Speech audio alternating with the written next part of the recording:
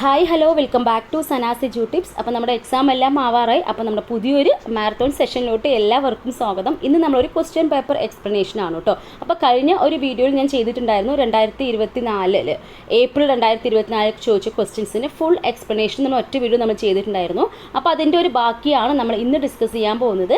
കേറ്റിട്ട് November 2024 ചോദിച്ച question പേപ്പറാണ് കേട്ടോ നമുക്ക് ഫുള്ളായിട്ട് ചെയ്യാൻ പോകുന്നത്. അപ്പോൾ നമ്മൾ എല്ലാ 40 ക്വസ്റ്റ്യൻസും അതിന് റിലേറ്റഡ് ഫാക്ട്സും ഇമ്പോർട്ടൻ്റ് ആയിട്ട് വരുന്ന കാര്യങ്ങൾ എല്ലാമാണ് നമ്മൾ ഡിസ്കസ് ചെയ്യാൻ പോകുന്നത്. അപ്പോൾ നമ്മൾ ആദ്യമായിട്ട് കേട്ടിട്ട് എഴുതാൻ പോകുന്നവരായിക്കോട്ടെ, വൺസ് ഒരിക്കൽ എഴുതി കിട്ടാത്തവരായിക്കോട്ടെ, നമ്മൾ തൊട്ട് മുമ്പ് കഴിഞ്ഞ പരീക്ഷയുടെ ക്വസ്റ്റ്യൻ പേപ്പർ നിങ്ങൾ തീർച്ചയായിട്ടും അനലൈസ് ചെയ്യണം. ദെൻ കണക്റ്റഡ് ഫാക്ട്സ് എല്ലാം പഠിച്ചു വെക്കണം. മേ ബി സെയിം ക്വസ്റ്റ്യൻസ് വരാം, ആ ഒരു ഏരിയ റിപ്പീറ്റ് ചെയ്ത് വരാം ഒക്കെ. അതുകൊണ്ട് തന്നെ നല്ല രീതിയിൽ തന്നെ എക്സാമിന് നമ്മൾ പോകുന്നതിന് മുമ്പ് ഒരു ക്വസ്റ്റ്യൻ പേപ്പർ വർക്കൗട്ട് എന്ന് പറയുന്നത് വളരെ അത്യാവശ്യമാണ് കേട്ടോ. അപ്പോൾ നമ്മൾ ഇതിൻ്റെ ഫസ്റ്റ് പാർട്ട് കാണാത്തവരുണ്ടെങ്കിൽ തീർച്ചയായിട്ടും കാണുക. ഒരുപാട് കൺഫ്യൂസ്ഡ് ആയിട്ടുള്ള ക്വസ്റ്റ്യൻസ് എല്ലാം വന്നൊരു എക്സാം ആയിരുന്നു കേറ്റിട്ട് ഏപ്രിൽ 2024 എന്ന് പറയുന്നത്. അപ്പോൾ അതിൻ്റെ കാറ്റഗറി 3യുടെ എല്ലാ ക്വസ്റ്റ്യൻസും നമ്മൾ ഡീറ്റെയിൽഡ് ആയിട്ട് എക്സ്പ്ലെയിൻ ചെയ്തിട്ടുണ്ട്. ഫസ്റ്റ് കമ്മിൽ ഞാൻ പിൻ ചെയ്യാം, വേണ്ടൊന്ന് ക്ലാസ് ഒന്ന് കണ്ടേക്കുക കേട്ടോ. അപ്പോൾ ഇന്ന് നമ്മൾ കേറ്റിട്ട് നവംബർ 2024 ക്വസ്റ്റ്യൻ പേപ്പറും അതിൻ്റെ ഡീറ്റെയിൽഡ് ആൻസേഴ്സും ആണ്. അപ്പോൾ ഈ ക്വസ്റ്റ്യൻസ് മിക്കവാറും എല്ലാം തന്നെ നമ്മുടെ ചാനലിൽ തന്നെ നമ്മൾ ഡിസ്കസ് ചെയ്ത ക്വസ്റ്റ്യൻസ് ഒക്കെയാണ് മിക്കവാറും വന്നത്. ദെൻ നോട്ട്സ് എല്ലാം അതുപോലെ തന്നെ നമ്മുടെ ചാനലിൽ തന്നെ കേറ്റിയുടെ എല്ലാ കാര്യങ്ങളും ഉണ്ട്. അപ്പോൾ നിങ്ങൾ ജസ്റ്റ് ഒന്ന് ഏതാ ടോപ്പിക് അറിയാത്ത ആ ടോപ്പിക് ഒന്ന് ടൈപ്പ് ചെയ്ത് കൊടുക്കുക. ഇൻ്റലിജൻസ് ആണ്, intelligence by Sana's edu tips എന്ന് അടിച്ചു കൊടുക്കുക. നിങ്ങൾ ആ ക്ലാസ്സുകളെല്ലാം 1 by 1 ആയിട്ട് ഓർഡറിൽ തന്നെ നിങ്ങൾക്ക് കിട്ടും. അപ്പോൾ എന്തായാലും നമ്മൾ ഒരു റിവിഷൻ പോലെയും ഒന്ന് കാണുക. ദെൻ ഈ ക്വസ്റ്റ്യൻസ് അറിയാത്ത ഭാഗങ്ങളുണ്ടെങ്കിൽ തീർച്ചയായിട്ടും പഠിച്ചും കൂടി പോവുക കേട്ടോ. അപ്പോൾ നമുക്ക് തുടങ്ങാം. ഫസ്റ്റ് ക്വസ്റ്റ്യൻ നോക്കാം. A good and fair usage of Malayalam hinders a student to pronounce English words correctly. This is an example of positive transfer, negative transfer, zero transfer, vertical transfer. ഏതാണ് ആൻസർ വരിക? ഓപ്ഷൻ ബി ആണ് right answer. അപ്പോൾ നിങ്ങൾ നോക്കിയാൽ മതി, എല്ലാത്തിനും ഒരു key word ഉണ്ട്, ഹിൻഡേഴ്സ്. അപ്പോൾ ഈ മലയാളം യൂസേജ് കൊണ്ട് ഇംഗ്ലീഷ് പ്രൊനൗൺസ് ചെയ്യാൻ തടസ്സപ്പെടുന്നു അല്ലെങ്കിൽ കുറച്ച് ബുദ്ധിമുട്ട് ഉണ്ടാക്കുന്നു എന്ന് പറയുകയാണെങ്കിൽ, അപ്പോൾ ഒന്ന് പഠിച്ചത് കൊണ്ട് വേറെ ഒന്ന് ചെയ്യാനുള്ള ഒരു ബുദ്ധിമുട്ട്, ദാറ്റ് മീൻസ് ഹിൻഡേഴ്സ് അല്ലെങ്കിൽ ആ ഒരു രീതിക്ക് ക്വസ്റ്റ്യൻ വരികയാണെങ്കിൽ അത് എന്തായാലും എന്തുതന്നെയാണ്? നെഗറ്റീവ് ട്രാൻസ്ഫർ തന്നെയാണ് കേട്ടോ. അപ്പോൾ ഒന്നിന് പഠിച്ച കാര്യം വേറെ ഒന്നിനെ ഹെൽപ്പ് ചെയ്യുക, ഫെസിലിറ്റേറ്റ് ചെയ്യുക എന്ന് പറഞ്ഞാൽ അത് പോസിറ്റീവ് ട്രാൻസ്ഫർ ആണ്. പിന്നെ ഒന്ന് പഠിച്ചതുകൊണ്ട് വേറൊന്നിന് തടസ്സമാവുന്നു എന്ന് പറയുകയാണെങ്കിൽ അത് എന്താണ്? നെഗറ്റീവ് ട്രാൻസ്ഫർ ഓഫ് ലേണിംഗ് ആണ്. ദെൻ പ്രത്യേകിച്ച് ഒരു ഗുണമൊന്നും ഇല്ലെങ്കിൽ നമ്മൾ എന്ത് പറയാം? പിന്നെ സീറോ ട്രാൻസ്ഫർ ഓഫ് ലേണിംഗ് എന്ന് പറയാം. ഓക്കെ, അപ്പോൾ നമ്മൾ ഇതിൻ്റെ ഓപ്ഷൻസ് നമുക്ക് ഒന്ന് ബ്രീഫായിട്ടൊന്ന് എക്സ്പ്ലെയിൻ ചെയ്ത് പോവാം. അപ്പോൾ നമുക്ക് മെയിനായിട്ട് 3 types of transfer of learning ആണ് കൂടുതൽ ചോദിച്ച് കാണുന്നത്: പോസിറ്റീവും, നെഗറ്റീവും, സീറോ ട്രാൻസ്ഫറും. പോസിറ്റീവ് എന്ന് പറഞ്ഞാൽ ഞാൻ ഈ പറഞ്ഞത് തന്നെയാണ്, when learning in one situation facilitate learning in another situation. അപ്പോൾ ഒരു സിറ്റുവേഷനിൽ പഠിച്ച കാര്യം വേറൊരു സിറ്റുവേഷൻ നമുക്ക് ഹെൽപ്ഫുൾ ആവുകയാണ് എങ്കിൽ നമ്മൾ എന്ത് പറയാം?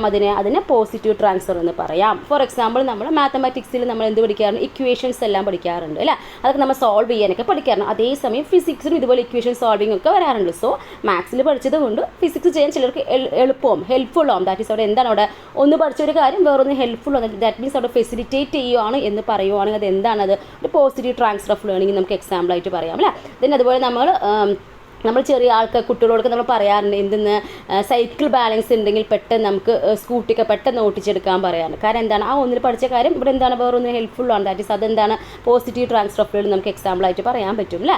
ദെൻ നെഗറ്റീവ് ട്രാൻസ്ഫർ എന്ന് പറഞ്ഞാൽ എന്താണ്? നമ്മുടെ ക്വസ്റ്റ്യൻ ചോദിച്ച പോലെ തന്നെ ഒന്ന് പഠിച്ചതും വേറൊന്ന് പറയാൻ ബുദ്ധിമുട്ട് എന്ന് പറയുകയാണെങ്കിൽ അത് എന്താണ്? അത് നെഗറ്റീവ് ട്രാൻസ്ഫർ ആണ്. When learning of one task makes the learning of another task harder, അത് നമ്മൾ എന്ത് പറയും? നെഗറ്റീവ് ട്രാൻസ്ഫർ എന്ന് പറയും. അപ്പോൾ ചില സ്ഥലങ്ങൾ ലെഫ്റ്റ് ഹാൻഡ് ആയിരിക്കും ഡ്രൈവ് ആയിരിക്കും, ചില സ്ഥലങ്ങൾ റൈറ്റ് ഹാൻഡ് ആയിരിക്കും. അപ്പോൾ നമ്മളങ്ങനെ ഓരോ രാജ്യങ്ങൾ മാറുന്ന സമയത്ത് അവർക്ക് ഡ്രൈവിംഗ് ചെയ്യാൻ ബുദ്ധിമുട്ടാണ്. കാരണം എന്താണ്? ഒന്ന് ഒരേപോലെ ലെഫ്റ്റ് ഹാൻഡ് ഇപ്പോൾ ശീലിച്ച ആൾക്ക് റൈറ്റ് ഹാൻഡ് ചെയ്യാൻ ബുദ്ധിമുട്ടായിരിക്കും, റൈറ്റ് ഹാൻഡ് ഡ്രൈവ് ചെയ്ത ആൾക്ക് ലെഫ്റ്റ് ഹാൻഡ് ബുദ്ധിമുട്ടായിരിക്കും അല്ലേ? സോ അപ്പോൾ അതൊക്കെ നമുക്ക് എന്ത് പറയാം? നെഗറ്റീവ് ട്രാൻസ്ഫറിൻ്റെ ഒരു എക്സാമ്പിളായിട്ട് നമുക്ക് പറയാം. ഓക്കെ, ദെൻ സീറോ ട്രാൻസ്ഫർ, ഇതിന് വിളിക്കുന്ന മറ്റൊരു പേരാണ് ന്യൂട്രൽ ട്രാൻസ്ഫർ എന്ന് പറയുന്നത്. ഇവിടെ പ്രത്യേകിച്ച് ഫെസിലിറ്റേറ്റും ചെയ്യുന്നില്ല, തടസ്സപ്പെടുത്തുന്നുമില്ല, ഹിൻഡറും ചെയ്യുന്നില്ല കേട്ടോ. When learning of one activity neither facilitate nor hinder the learning of another task, it is case of neutral transfer അല്ലെങ്കിൽ സീറോ ട്രാൻസ്ഫർ എന്ന് പറയാം. ഫോർ എക്സാമ്പിൾ പറയുകയാണെങ്കിൽ knowledge of history in no way affects the learning of driving a car. അപ്പോൾ history പഠിച്ചതുകൊണ്ട് നല്ല രീതിയിൽ car ഓടിക്കാൻ പറ്റണമെന്നുണ്ടോ? ഇല്ല. കാരണം പ്രത്യേകിച്ച് ഗുണവും ഇല്ല ദോഷവും ഇല്ല അല്ലേ? അപ്പോൾ അതിനെയാണ് നമുക്ക് എന്ത് പറയുക? സീറോ ട്രാൻസ്ഫർ എന്ന് പറയുന്നത്. അപ്പോൾ എന്താണ്? ഫെസിലിറ്റേറ്റ് ചെയ്യുന്നത്, ഹെൽപ്ഫുള്ളും ആവുന്നില്ല, അതേസമയം പ്രത്യേകിച്ച് തടസ്സം ഒന്നുമില്ല. അതിനാണ് നമ്മൾ എന്ത് പറയുക? ന്യൂട്രൽ ട്രാൻസ്ഫർ അല്ലെങ്കിൽ സീറോ ട്രാൻസ്ഫർ എന്ന് പറയുന്നത്. ഇനി നമ്മുടെ ഓപ്ഷനിൽ വെർട്ടിക്കൽ ട്രാൻസ്ഫർ എന്ന് പറഞ്ഞ സംഭവം കൂടി തന്നിട്ടുണ്ട്. അത് ജസ്റ്റ് ഒന്ന് അറിഞ്ഞു വെച്ചേക്കാം. Learning of the lower level helps in learning at higher level. അപ്പോൾ ലോവർ ലെവലിൽ പഠിച്ച കാര്യങ്ങൾ ഹയർ ലെവലിൽ നമുക്ക് ഹെൽപ്ഫുൾ ആവാൻ നമ്മൾ അതിന് എന്ത് പറയാം, വെർട്ടിക്കൽ ട്രാൻസ്ഫർ ഓഫ് ലേണിംഗ് എന്ന് പറയാം. നോക്കൂ, for example knowledge and skills learned at class 7 helps in learning at class 9. അപ്പോൾ 7th സ്റ്റാൻഡേർഡിൽ പഠിച്ച കാര്യങ്ങൾ അല്ലെങ്കിൽ 7th സ്റ്റാൻഡേർഡിൽ പഠിച്ച നോളജും സ്കിൽസ് എല്ലാം നമ്മൾ 9th സ്റ്റാൻഡേർഡിൽ ഹെൽപ്പ് ആവുന്നു എന്ന് പറയാൻ നമ്മളതിന് വെർട്ടിക്കൽ ട്രാൻസ്ഫർ ആണെന്ന് പറയാം കേട്ടോ. അപ്പോൾ നമുക്ക് ഏകദേശം നമുക്ക് നമ്മുടെ സ്പൈറൽ കരിക്കുലം, നമ്മുടെ ബ്രൂണറുടെ സ്പൈറൽ കരിക്കുലമായിട്ടൊക്കെ നമുക്കിത് റിലേറ്റ് ചെയ്ത് പറയാം കേട്ടോ. ഫസ്റ്റ് ക്വസ്റ്റ്യൻ ക്ലിയർ ആയാലോ? ഇനി സെക്കൻഡ് ക്വസ്റ്റ്യൻ നോക്കാം. A student has the following characteristics. അപ്പോൾ ഒരു കുട്ടിയുടെ കുറച്ച് സവിശേഷതകളൊക്കെ തന്നിട്ടുണ്ട്, വായിക്കാം. Enjoys reading books and writing essays, easily solves complex problems, easily establishes good relationship with others, have excellent self awareness. Select the option which indicate the multiple intelligence that the students have. അപ്പോൾ ഈ തന്നതിൽ വെച്ചിട്ട് കുട്ടിക്ക് ഉള്ള ഏതൊക്കെ multiple intelligence ആണ് കുട്ടിക്ക് ഉള്ളത് എന്ന് കറക്റ്റ് ഓർഡറിലാണ് ചെയ്യാൻ പറഞ്ഞത്. അപ്പോൾ ഇത് ഓപ്ഷൻസ് നോക്കി സമയം കളയേണ്ട, ഓരോന്ന് എന്താ എന്നുള്ള കാര്യം ഏത് ഇൻ്റലിജൻസ് ആണ് നോക്കുക, ദെൻ കറക്റ്റ് ഓപ്ഷനിലേക്ക് പോവുക കേട്ടോ. അപ്പോൾ നോക്കാം, നമുക്ക് enjoys reading books and writing essay എന്ന് പറയുമ്പോൾ ഏതാണ്, ലാംഗ്വേജ് പരമായിട്ട്, ദാറ്റ് മീൻസ് അവിടെ എന്താണ് ലിംഗ്വിസ്റ്റിക് അല്ലെങ്കിൽ വെർബൽ ഇൻ്റലിജൻസ് ആണ് വരിക അല്ലേ. ദെൻ സെക്കൻഡ് വൺ എന്തായിരിക്കും, ഈസിലി സോൾവ്സ് കോംപ്ലക്സ് പ്രോബ്ലംസ് എല്ലാം സോൾവ് ചെയ്യുക എന്ന് പറയുമ്പോൾ നമ്മൾ മാത്തമെറ്റിക്കൽ പരമായിട്ടുള്ള കഴിവ്, സോ ലോജിക്കൽ അല്ലെങ്കിൽ മാത്തമെറ്റിക്കൽ ഇൻ്റലിജൻസ് ആണ് വരിക. Then easily establishes good relationship with others, മറ്റുള്ളവരുമായിട്ട് നല്ല റിലേഷൻഷിപ്പ് എന്ന് പറയുമ്പോൾ എന്താ വരുന്നത്, ഇൻ്റർ പേഴ്സണൽ ഇൻ്റലിജൻസ് ആണ്. Then have excellent self awareness എന്ന് പറയുമ്പോൾ അതേതാണത്, ഇൻട്രാ പേഴ്സണൽ ഇൻ്റലിജൻസ് ആണ് അല്ല. അപ്പോൾ ആൻസർ ഓപ്ഷൻ ബി ആണ് റൈറ്റ് ആൻസർ ആയിട്ട് വരുന്നത്. ക്ലിയർ ആണല്ലോ? അപ്പോൾ മൾട്ടിപ്പിൾ ഇൻ്റലിജൻസ് നമ്മൾ മുമ്പ് പറഞ്ഞിട്ടുണ്ടായിരുന്നു, K3യിൽ ഷോർട്ട് ടോപ്പിക്സ് പറഞ്ഞപ്പോൾ മൾട്ടിപ്പിൾ ഇൻ്റലിജൻസ് തീരും ഉറപ്പായും പഠിച്ചു വെച്ചേക്കുക, 1 മാർക്ക് നിങ്ങൾക്ക് കിട്ടും. മിക്കവാറും എല്ലാ ക്വസ്റ്റ്യൻ പേപ്പറിലും കാണാറുണ്ട്. അപ്പോൾ നമുക്കറിയാം മൾട്ടിപ്പിൾ ഇൻ്റലിജൻസ് തിയറി കൊണ്ടുവന്നത് ആരാണ്, ഗാർഡ്നർ ആണ്. ഇദ്ദേഹത്തിന് ഫേമസ് ആയിട്ട് ഒരു ബുക്ക് ഉണ്ട്, ഫ്രെയിംസ് ഓഫ് മൈൻഡ്, എക്സാമിന് ചോദിച്ചാണ്. അപ്പോൾ അതിലാണ് ഇദ്ദേഹം ആദ്യമായിട്ട് 7 ടൈപ്സ് ഓഫ് ഇൻ്റലിജൻസിനെ കുറിച്ച് പറയുന്നത് 1983. പിന്നീട് 1999 ഇദ്ദേഹം 2 ഇൻ്റലിജൻസും കൂടി കൂടുതലായിട്ട് ഇപ്പോൾ ആഡ് ചെയ്യുന്നുണ്ട്. അതാണ് അതിൽ ഒന്നിന്, അതായത് എക്സിസ്റ്റേഷണൽ ഇൻ്റലിജൻസ് എന്ന് പറഞ്ഞ ഒരു ഇൻ്റലിജൻസിന് ഇദ്ദേഹം വിഡ്രോയും കൂടി ചെയ്യുന്നുണ്ട് കേട്ടോ. അങ്ങനെ intelligence reframe multiple intelligence for the 21st സെഞ്ച്വറിയിലാണ് ഇദ്ദേഹം 2 more ഇൻ്റലിജൻസ് ആഡ് ചെയ്യുന്നത് ഇൻ 1999 കേട്ടോ. അപ്പോൾ അങ്ങനെ നമുക്ക് മൊത്തം 9 ടൈപ്പ് ഓഫ് ഇൻ്റലിജൻസ് ആണ് പറയുന്നത്. പക്ഷേ നമുക്ക് ഒരു ഇൻ്റലിജൻസ് ലാസ്റ്റ് വരുന്ന എക്സിസ്റ്റേഷണൽ ഇൻ്റലിജൻസ് വിഡ്രോ ചെയ്യുന്നത് കൊണ്ട് തന്നെ നമുക്ക് 8 ഇൻ്റലിജൻസുമായി ബന്ധപ്പെട്ട ക്വസ്റ്റ്യൻസ് ആണ് കൂടുതലും ചോദിക്കുന്നത് കേട്ടോ. അപ്പോൾ നമുക്കറിയാം ഇതിൻ്റെ മെയിനായിട്ട് വരുന്ന പോയിന്റ്സ് മാത്രം ഒന്ന് നോക്കാം. അപ്പോൾ സാധാരണ ക്വസ്റ്റ്യൻസ് ഈ ഒരു രീതിയിൽ ചോദിക്കാം, അല്ലെങ്കിൽ മാച്ച് ദ ഫോളോയിങ് ആയിട്ട്. ഇപ്പോൾ സ്പേഷ്യൽ ഇൻ്റലിജൻസ് പറയുമ്പോൾ ആ ഒരു ഫീൽഡിൽ വരുന്ന ആൾക്ക്, അല്ലെങ്കിൽ ആർട്ടിസ്റ്റ് ആണെങ്കിൽ അവർക്ക് ഏത് ടൈപ്പ് ഇൻ്റലിജൻസ് ആണ് എന്നിങ്ങനെ രീതിയിലൊക്കെ നമുക്ക് ക്വസ്റ്റ്യൻസ് ചോദിക്കാം. അപ്പോൾ അല്ലെങ്കിൽ മാച്ച് ദ ഫോളോയിങ് ആയിട്ടോ, അല്ലെങ്കിൽ ഏതാണ് തെറ്റായ ജോഡി എന്നിങ്ങനെ രീതിയിലൊക്കെ നമുക്ക് ചോദിക്കാം. അപ്പോൾ നിങ്ങൾ മനസ്സിലാക്കുക, ഐഡിയ എന്താണെന്ന് മനസ്സിലാക്കി വെച്ചേക്കുക, അതുമായി ബന്ധപ്പെട്ട ഫീൽഡിൽ വരുന്ന ആളുകളെല്ലാം ഒന്ന് മനസ്സിലാക്കി വെച്ചേക്കുക കേട്ടോ. അപ്പോൾ സ്പേഷ്യൽ ഇൻ്റലിജൻസ് എന്ന് പറയുമ്പോൾ അവർക്ക് ആർക്കിടെക്റ്റ്, ആർട്ടിസ്റ്റ്, ഫാഷൻ ഡിസൈനർ ഒക്കെ ഈ ഒരു കാറ്റഗറിയിൽ പെടുന്നതാണ്. ദെൻ ബോഡിയിൽ കിനസ്തെറ്റിക് ഇൻ്റലിജൻസ്, ബോഡി നല്ല രീതിയിൽ കൈകാര്യം ചെയ്യാൻ പറ്റുന്നത്, അങ്ങനെയൊക്കെ സിമ്പിളായിട്ട് ഓർത്താൽ മതി. അത്ലറ്റ്, മെക്കാനിക്ക്, ആക്ടർ, ഡാൻസർ, ഇതൊക്കെ ഈ ഒരു കാറ്റഗറിയിൽ പെടുന്നതാണ്. ദെൻ മ്യൂസിക്കൽ ഇൻ്റലിജൻസ്, നല്ല രീതിയിൽ മ്യൂസിക്കൽ പരമായിട്ടുള്ള കഴിവ്, ദാറ്റ് മീൻസ് സിംഗേഴ്സ് വരും. Then music teacher, song writer, composer, ഇതൊക്കെ നമുക്ക് മ്യൂസിക്കൽ ഇൻ്റലിജൻസ് ഉള്ള ഒരു കാറ്റഗറിയിൽ പെടുത്താം. ലിംഗ്വിസ്റ്റിക് ഇൻ്റലിജൻസ് എന്ന് പറയുമ്പോൾ നമുക്കിതിനെ വേണമെങ്കിൽ സംടൈംസ് കോൾഡ് ലാംഗ്വേജ് ഇൻ്റലിജൻസ് എന്നും പറയാറുണ്ട്. അപ്പോൾ ഇതിൽ ലാംഗ്വേജ് നന്നായി യൂസ് ചെയ്യാൻ പറ്റുന്നവർ എന്ന് നിങ്ങൾക്ക് കണക്ട് ചെയ്ത് ഓർത്താൽ മതി. പോയിറ്റ് വരും, നോവലിസ്റ്റ് നമുക്ക് പറയാം, ജേർണലിസ്റ്റ് വരാം, ലോയേഴ്സ്, എഡിറ്റർ ഒക്കെ നമുക്ക് പറയാം അല്ലേ. ദെൻ ലോജിക്കൽ മാത്തമെറ്റിക്കൽ ഇൻ്റലിജൻസ്, ആ പേരിൽ തന്നെയുണ്ട്, മാത്തമെറ്റിക്സ് പരമായിട്ടുള്ള കഴിവ് എന്ന് ഓർത്താലും മതി. അപ്പോൾ നമുക്ക് മാത്തമെറ്റീഷ്യൻസ് പറയാം, എക്കണോമിസ്റ്റ് പറയാം, അക്കൗണ്ടൻറ്റ് പറയാം, സയൻറ്റിസ്റ്റുകൾ പറയാം, ഒക്കെ നമുക്കിതിൽ പറയാം അല്ലേ. ദെൻ ഇൻ്റർ പേഴ്സണലും ഇൻട്രാ പേഴ്സണലും, ഇതാണ് മിക്കവാറും എല്ലാ കൂട്ടുകാരും തെറ്റിക്കുന്നത്, അങ്ങോട്ടും ഇങ്ങോട്ടും മാറിപ്പോകുന്നത് അല്ലേ. അപ്പോൾ ഇൻ്റർ പേഴ്സണൽ ഇൻ്റലിജൻസ് എന്ന് പറയുമ്പോൾ ഇങ്ങനെ ഓർത്താൽ മതി, നമ്മൾ വേറൊരു രാജ്യത്തൊക്കെ പോകുന്ന സമയത്ത് നമ്മൾ ഏത് എയർപോർട്ടിലെ ഡൊമസ്റ്റിക് അല്ലല്ലോ, നമ്മൾ ഫ്ലൈറ്റ് ആണെന്നാണ് പറയും ഇൻ്റർനാഷണൽ ഫ്ലൈറ്റ്, അല്ലെങ്കിൽ ഇൻ്റർനാഷണൽ എയർപോർട്ട് എന്നൊക്കെ പറയാറുണ്ട് അല്ലേ. സോ അവിടെ ഇൻ്റർനാഷണൽ ആണെന്ന് പറയും, ഇൻ്റർ ദാറ്റ് മീൻസ് വേറെ ഒരു, അങ്ങനെ നിങ്ങൾ കണക്ട് ചെയ്ത്, ഞാനൊക്കെ അങ്ങനെ തന്നെ കണക്ട് ചെയ്ത് വെച്ചേക്കുക കേട്ടോ. സാധാരണ നമ്മൾ സിമ്പിളായിട്ട് പറയുന്ന പ്രത്യേകിച്ച് നമുക്ക് പെട്ടെന്ന് ഓർത്ത് വെക്കാൻ പറ്റുന്ന ഒന്നാണ്. അപ്പോൾ ഇൻ്റർ എന്ന് പറയുമ്പോൾ എന്താണ്, മറ്റുള്ളവരുമായി എന്നുള്ള കാര്യം ഒന്ന് ഓർത്ത്, അതേഴ്സ് എന്ന രീതിയിൽ കണക്ട് ചെയ്താൽ മതി. The ability to interact effectively with others, മറ്റുള്ളവരുമായിട്ട് നല്ല രീതിയിൽ കമ്മ്യൂണിക്കേറ്റ് ചെയ്യാനും ഇൻറ്ററാക്ട് ചെയ്യാനുള്ള കഴിവുള്ളവർ നമുക്ക് എന്ത് പറയാം, ഇൻ്റർ പേഴ്സണൽ ഇൻ്റലിജൻസ് ഉള്ളവരാണെന്ന് പറയാം. ഫോർ എക്സാമ്പിൾ നമുക്ക് സൈക്കോളജിസ്റ്റ്, പൊളിറ്റീഷ്യന്മാർ, ടീം മാനേജേഴ്സ്, സെയിൽസ് പേഴ്സൺ ഒക്കെ നമുക്ക് എക്സാമ്പിളായിട്ട് പറയാം. റെഡിയല്ലേ? അപ്പോൾ ഞാൻ ഈ ഒരു സംഭവം ഒരുപാട് ഡീറ്റെയിൽഡ് ആയിട്ട് പറയുന്നില്ല, കാരണം നമുക്ക് 40 ക്വസ്റ്റ്യൻസ് ഉണ്ട്, അതിൻ്റെ ഇമ്പോർട്ടൻറ്റ് കാര്യങ്ങളെല്ലാം പറഞ്ഞു പോകണം. അപ്പോൾ ഈ ഒരു സംഭവം എല്ലാം തന്നെ നമ്മുടെ ചാനൽ ഡീറ്റെയിൽഡ് ആയിട്ട് നമ്മൾ ക്ലാസ്സസ് ആയി ചെയ്തിട്ടുണ്ട്. അപ്പോൾ അറിയാത്തവരുണ്ടെങ്കിൽ മേ ബി കുറച്ച് ഞാൻ സ്പീഡിൽ കാര്യങ്ങൾ മാത്രമായിരിക്കും പറഞ്ഞു പോകുന്നത്. അപ്പോൾ അറിയാത്തവരാണെങ്കിൽ നിങ്ങൾ തീർച്ചയായിട്ടും നമ്മുടെ ഒന്ന് സെർച്ച് ചെയ്ത് നോക്കുക. ഇപ്പോൾ ഇൻ്റലിജൻസ് എന്ന ടോപ്പിക് ആണെങ്കിൽ ഇൻ്റലിജൻസ് ബൈ സനാസ് എഡ്യൂട്ടിപ്സ് എന്ന രീതിയിൽ നിങ്ങൾ ടൈപ്പ് ചെയ്ത് കൊടുത്താൽ നിങ്ങൾ ഫുൾ ക്ലാസ്സസും കിട്ടുന്നതായിരിക്കും കേട്ടോ. അപ്പോൾ നമുക്കിനി അടുത്ത പോയിന്റിലോട്ട് പോകാം. Intrapersonal intelligence. Intrapersonal എന്ന് പറയുമ്പോൾ സ്വന്തം എന്ന് ഓർത്താൽ മതി കേട്ടോ. അപ്പോൾ sensitivity to one's own feelings. അപ്പോൾ നമ്മുടെ ഫീലിങ്സ് അല്ലെങ്കിൽ നമ്മുടെ ഗോൾസ് എന്തായെന്നൊക്കെ മനസ്സിലാക്കാനുള്ള ഒരു കഴിവാണ് ഇൻട്രാ പേഴ്സണൽ ഇൻ്റലിജൻസിൽ വരുന്നത്. അപ്പോൾ നമുക്കത് ഏത് പറയാം, നമുക്ക് ഫിലോസഫർ, തിയറിസ്റ്റ്, സൈക്കോളജിസ്റ്റ് ഒക്കെ നമുക്കൊരു കാറ്റഗറി പെടുത്താം. പിന്നെ ഒരു കാര്യം കൂടി ശ്രദ്ധിക്കുക. അപ്പോൾ നിങ്ങൾ തോന്നും ചില സംഭവങ്ങൾ നമുക്ക് വേണമെങ്കിൽ എന്ത് പറയാം, രണ്ടെണ്ണത്തിലും വരാറുണ്ട് ഇല്ല. അപ്പോൾ നമ്മൾ പറഞ്ഞു ഇതിൽ നോക്കൂ, ഇവിടെയും സൈക്കോളജിസ്റ്റ് ഉണ്ടല്ലോ, ഇവിടെയും സൈക്കോളജിസ്റ്റ്. നമുക്ക് പറയാം ചില സമയത്ത് വരാറുണ്ട് സെയിം ഒരു ആ ഒരു എബിലിറ്റി എന്ന് പറയുമ്പോൾ സ്വന്തം മനസ്സിലാക്കാനും മറ്റൊരു ചിലപ്പോൾ ഒന്ന് രണ്ടോ ഓപ്ഷൻസ് നമുക്ക് കാണാറുണ്ട്. അപ്പോൾ എക്സാമിന് അങ്ങനെ കറക്റ്റായിട്ട് തന്നെ മിക്കവാറും തരത്തുള്ളൂ. നിങ്ങൾക്ക് കൺഫ്യൂസ്ഡ് ആക്കുന്ന രീതി ഇതൊരു ക്വസ്റ്റ്യൻസ് കണ്ടിട്ടില്ല. അതിനൊരു ഐഡിയ ഒന്ന് മനസ്സിലാക്കിയാൽ മതി കേട്ടോ. ഓക്കെ, ഇത് നാച്ചുറലിസ്റ്റിക് ഇൻ്റലിജൻസ് എന്ന് പറയുമ്പോൾ ഓർക്കുക, നാച്ചുറലുമായി നല്ല രീതിയിൽ ഇടപഴകാൻ കഴിവുള്ളവരും നമുക്ക് എന്ത് പറയാം, നാച്ചുറലിസ്റ്റിക് ഇൻ്റലിജൻസ് എന്ന് പറയാം. ഓക്കെ, നമുക്ക് എക്സാമ്പിൾ പറയാം. Geologist, farmer, botanist, biologist, conservationist, gardeners ഒക്കെ നമുക്ക് ഇതിന് എക്സാമ്പിളായിട്ട് പറയാം. ക്ലിയർ ആയല്ലോ? അപ്പോൾ ഒരു തിയറി ഞാൻ ഓട്ടിച്ചു സ്പീഡിൽ പറഞ്ഞു എന്നേ ഉള്ളൂ. അപ്പോൾ നമുക്കിനി അടുത്ത ക്വസ്റ്റിനോട്ട് പോവാണേ. A student has an IQ level of 100 that student belongs to. അപ്പോൾ ഒരു കുട്ടിയുടെ IQ 100 ആണെങ്കിൽ ആ കുട്ടി ഏത് കാറ്റഗറിയിൽ പെടുമെന്നാണ് ചോദിച്ചിരിക്കുന്നത്. സുപ്പീരിയർ ആണോ, ആവറേജ് ആണോ, ഡൾ ആണോ, മൊറോൺസ് ആണോ? അപ്പോൾ ഇതിന് ആൻസർ എന്തായിരിക്കും? ഒരു 100 എന്ന് പറയുമ്പോൾ ഏത് കാറ്റഗറി നമുക്ക് പെടുത്താം? ആവറേജ് എന്ന കാറ്റഗറിയിലാണ് വരിക കേട്ടോ. അപ്പോൾ സാധാരണ നമ്മളൊരു 140+ ഒക്കെയാണ് നമ്മൾ എന്ത് പറയുക, ഗിഫ്റ്റഡ് ചിൽഡ്രൻ അല്ലെങ്കിൽ ജീനിയസ് എന്നൊരു കാറ്റഗറിയിലൊക്കെ പെടുത്തുന്നത് അല്ലേ. സോ 140 ആൻഡ് അബോവ് നമുക്ക് ജീനിയസ് എന്ന് പറയാം. 120 to 139 വെരി സുപ്പീരിയർ എന്ന് പറയാം. 110 to 190 നമുക്ക് സുപ്പീരിയർ പറയാം.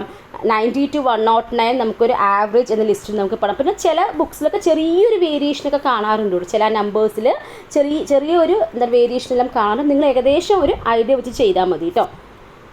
ദെൻ ആ ആവറേജിന് താഴെ വരുന്ന ആൾക്കാർ നമുക്ക് 8 to 89 ഒക്കെ നമുക്ക് ഡൾ എന്നൊരു കാറ്റഗറിയിൽ പെടാം. ദെൻ 70 to 79 ബോർഡർ ലൈൻ എന്ന രീതിയിലൊക്കെ നമുക്ക് കണക്കാക്കാം. ദെൻ മൊറോൺസ് എന്ന് പറയുമ്പോൾ IQ ലെവൽ എന്ന് പറയുന്നത് 50 to 69 ആണ് വരുന്നത്. ഇംബിസിൽസി 25 to 49 ആണ്. ദെൻ IQ ബിലോ 25 ആണ് EDH എന്ന ഒരു കാറ്റഗറിയിൽ പെടുത്തുന്നത് കേട്ടോ.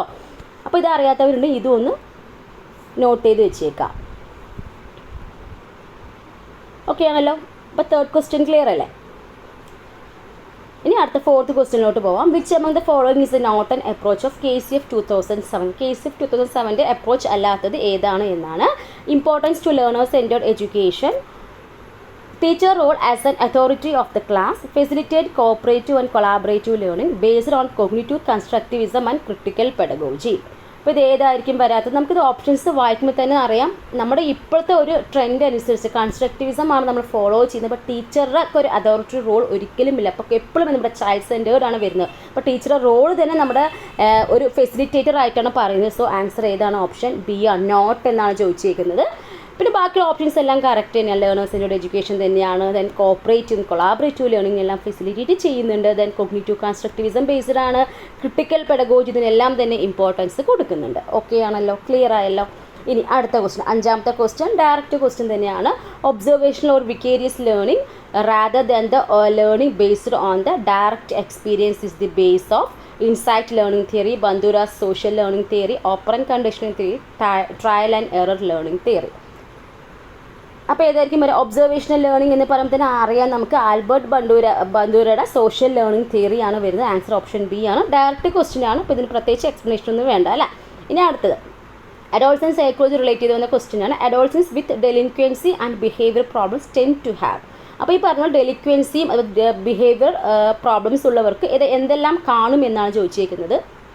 Negative self identity, decreased trust, low level of achievement. Options വായിക്കാം. 1 and 2 only, 2 and 3 only, 1 and 3 only, 1, 2 and 3.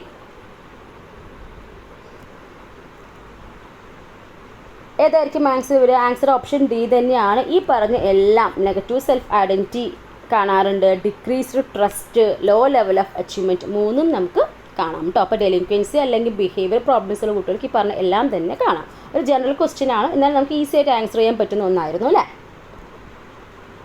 ഇനി അടുത്തത് ഒരു ഡെഫിനിഷനാണ്. Intelligence is the aggregate or global capacity of an individual to act purposefully, to think rationally and to deal effectively with his environment. This definition is given by Wechsler, Stern, Woodworth and Marcus Terman.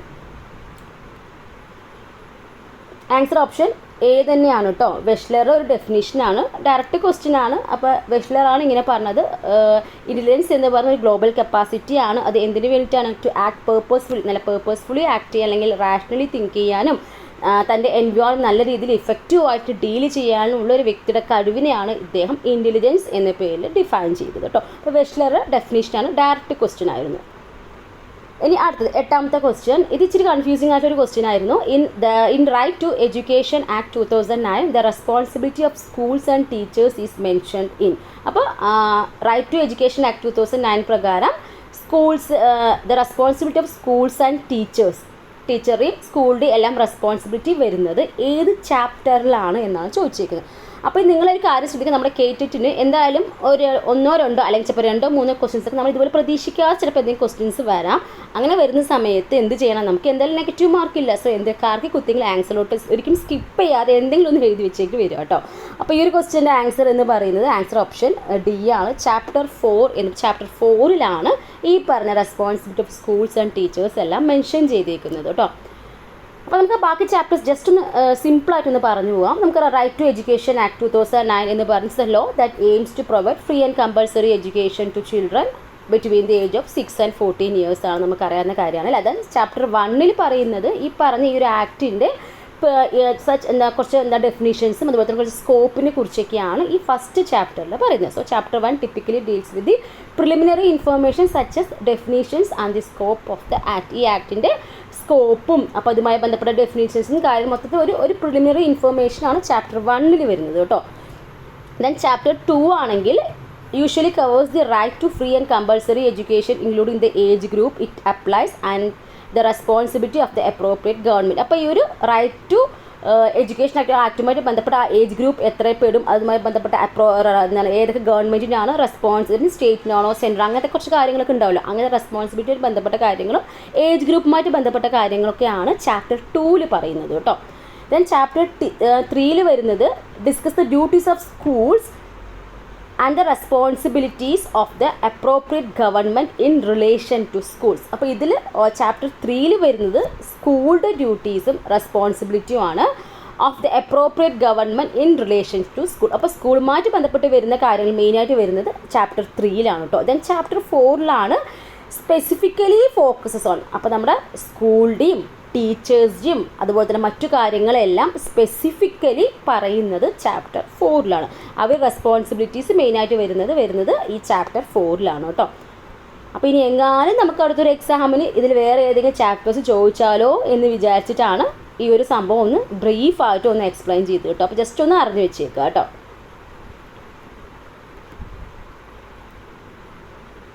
Okay ആണല്ലോ. ഇനി അടുത്ത question. An adolescent with eating disorder goes on eat binge then purges by self induced vomiting or using a laxative. The eating disorder of the person is anorexia nervosa, bulimia nervosa, binge eating disorder, pica. ഇതിൻ്റെ answer അപ്പോൾ നമ്മുടെ updated ക്ലാസ്സിലെല്ലാം പറഞ്ഞൊരു സംഭവം തന്നെയാണ്. Answer option B ആണ്. മിക്കവാറും എല്ലാവർക്കും അറിയാമായിരിക്കും എന്ന് വിശ്വസിക്കുന്നു. അറിയാത്തവരുണ്ടെങ്കിൽ ജസ്റ്റ് ഒന്ന് ബ്രീഫായിട്ടൊന്ന് പറഞ്ഞു പോവാം. അപ്പോൾ ഇത് നമ്മുടെ അഡോൾസെന്റ് സൈക്കോളജിയിൽ വരുന്ന ഈറ്റിംഗ് ഡിസോർഡേഴ്സ് എന്ന് പറയുന്ന ഒരു കാറ്റഗറിയിൽ വരുന്ന ഒരു ഭാഗമാണ്. മിക്കവാറും ഇങ്ങനത്തെ ക്വസ്റ്റ്യൻസ് ഞാൻ കണ്ടുവരുന്നുണ്ട് എക്സാമിന്. കുറച്ച് ഈ 2023 ശേഷമുള്ള ക്വസ്റ്റ്യൻ പേപ്പറിലാണ് ഇങ്ങനത്തെ ഒരു സംഭവം എന്നും സ്ഥിരമായിട്ട് ചോദിക്കുന്നുണ്ട് കേട്ടോ. അപ്പോൾ അത് പഠിച്ചു വെച്ചേക്കുക. അപ്പോൾ അനോറക്സിയ നെർവോസ എന്ന് പറയുമ്പോൾ ഒരു ഈറ്റിംഗ് ഡിസോർഡർ ആണ്, ക്യാരക്ടറൈസ്ഡ് ബൈ സെൽഫ് സ്റ്റാർവേഷൻ. അപ്പോൾ നമ്മുടെ അഡോൾസൻസുകാർ ഒരു വിചാരം ഉണ്ട്, അവർക്ക് എന്താണ് ഭയങ്കര സ്ലിം ആവണം. അപ്പോൾ അതുകൊണ്ട് തന്നെ എന്ത് ചെയ്യും, തടിച്ചോലോ എന്ന് വിചാരിച്ച് പട്ടിണി കിടന്നിട്ടെങ്കിലും മെലിയാൻ നോക്കും, അല്ലെങ്കിൽ അവർ അങ്ങനെ ആ ഒരു ക്യാരക്ടർ കാണിക്കും. അതിനെയാണ് നമ്മൾ എന്ത് പറയുക, അനോറക്സിയ നെർവോസ എന്ന് പറയുന്നത്. Eating disorder characterised by self starvation ആണെങ്കിൽ അനോറക്സിയ നെർവോസയാണ്. ദെൻ ബുലിമിയ നെർവോസ എന്ന് പറയുമ്പോൾ eating disorder in which a person regularly eats huge quantities of food and then purges the body by laxatives induced vomiting, fasting or excessive exercise. അപ്പോൾ ഈ bulimia nervosa പറഞ്ഞാൽ ഇത്രയേ ഉള്ളൂ. അപ്പോൾ ഈ അഡോൾസൻസുകാരെ കുട്ടികളെ കാണുന്ന ഒരു പ്രത്യേകത എന്താ വെച്ച് കഴിഞ്ഞാൽ ചില സമയത്ത് എന്ത് ചെയ്യും, ചിലപ്പോൾ നന്നായിട്ട് ഇങ്ങോട്ട് വാരി വലിച്ചിങ്ങോട്ട് കഴിച്ച് കഴിയുമ്പോഴാണോ അയ്യോ ഓർക്കും, അയ്യോ എൻ്റെ കാലറി കൂടുമോ, ഞാൻ തടിക്കുമോ, ഇനി മുഖത്ത് പിമ്പിൾസ് വരുമോ എന്നൊക്കെ ആലോചിച്ച് എന്ത് ചെയ്യും, ആ കഴിച്ച സംഭവത്തിന് പുറം തള്ളിക്കാൻ വേണ്ടിയിട്ട് വൊമിറ്റ് ഇൻഡ്യൂസ് ചെയ്യും. വൊമിറ്റ് വന്നില്ലെങ്കിൽ പോലും കൈയിട്ടോ എന്തെങ്കിലും ചെയ്തിട്ട് അവർ വൊമിറ്റ് ചെയ്യാനോ അല്ലെങ്കിൽ ഫാസ്റ്റിങ്ങിനോ അല്ലെങ്കിൽ ഓവർ എക്സസൈസിനോ ഒക്കെ പോകാറുണ്ട് അല്ലേ. ആ ഒരു ഇതാണ് എന്തെന്ന് പറയുന്നത്, ബുലിമിയ നെർവോസ എന്ന് പറയുന്നത്. ഓക്കെ ആണല്ലോ. അപ്പോൾ ഈ തന്ന ക്വസ്റ്റ്യൻ നോക്കും, നമ്മൾ ക്ലാസ്സിൽ പറഞ്ഞ അതേ ഒരു ഡെഫിനിഷൻ തന്നെയാണ് നമുക്ക് ക്വസ്റ്റ്യനും ചോദിച്ചേക്കുന്നത്. Eating disorder goes on eating binge, വാരി വെച്ചുകൊണ്ട് കഴിക്കുന്ന ഓർത്താൽ മതി. ദെൻ എന്തെങ്കിലും സെൽഫ് ഇൻഡ്യൂസ്ഡ് ആയിട്ടുള്ള വോമിറ്റിംഗ് അല്ലെങ്കിൽ എന്തെങ്കിലും ഉപയോഗിച്ച് ലാക്സേറ്റ് ഉപയോഗിച്ച് അവർ ആ കഴിച്ച സംഭവം പുറന്തള്ളിക്കുക എന്നൊരു ഉദ്ദേശം മാത്രമേ അവർക്കുള്ളൂ അല്ലേ. അപ്പോൾ അതാണ് അതിൽ നിന്നും പറയാം, നമുക്കതിനെ ബുലിമിയ നെർവോസ എന്ന് നമുക്ക് പറയാം. ഓക്കെ, അപ്പോൾ അതിന് സിമ്പിളായിട്ടൊക്കെ ഒന്ന് കണക്ട് ചെയ്ത് ഓർത്ത് വെച്ചേക്കുക കേട്ടോ. അപ്പോൾ നമുക്ക് അഡോൾസൻസുകാരെ ഓർത്താൽ മതി, നമുക്ക് കിട്ടും, ഒരു ഐഡിയ കിട്ടിക്കോളും കേട്ടോ. അപ്പോൾ നമ്മുടെ അഡോൾസൻസ് സൈക്കോളജി ഉണ്ടല്ലോ, അത് നിങ്ങൾ അത്യാവശ്യം പഠിച്ചു കഴിഞ്ഞാൽ നമുക്ക് സിമ്പിളാണ്, വേഗം നമുക്ക് ഇങ്ങനത്തെ ജനറൽ ക്വസ്റ്റ്യൻസൊക്കെ നമുക്ക് ആൻസർ ചെയ്ത് മാർക്ക് നമുക്ക് സ്കോർ ചെയ്യാൻ പറ്റും കേട്ടോ. അടുത്ത binge eating disorder. Binge eating disorder എന്ന് പറയുമ്പോൾ a disorder characterised by a recurrent eating binges without vomiting. സിമ്പിളായിട്ട് പറയുകയാണെങ്കിൽ consume large amount of food and feel unable to stop eating. അപ്പോൾ ഇവരൊരു പ്രത്യേകത വെച്ച് കഴിഞ്ഞാൽ ഇവരെന്ത് ചെയ്യും, കഴിച്ചുകൊണ്ടേയിരിക്കുന്ന പ്രത്യേകത, പ്രത്യേകിച്ച് വൊമിറ്റ് ചെയ്യാനുള്ള സംഭവം ഒന്നും വരുന്നില്ല. Consume large amount of food and feel unable to stop eating. അവർക്ക് എന്താണ്, അവർക്ക് കഴിക്കാതിരിക്കാൻ പറ്റില്ല. അങ്ങനെ large amount of food consume ചെയ്യുന്നൊരു പ്രശ്നമാണ് ഈ ബിഞ്ച് ഈറ്റിംഗ് ഡിസോർഡർ എന്ന് പറയുന്നത്. ഓക്കെ ആണല്ലോ. ഇനി പൈക്ക എന്ന് വെച്ച് കഴിഞ്ഞാൽ ഇത്രയേ ഉള്ളൂ.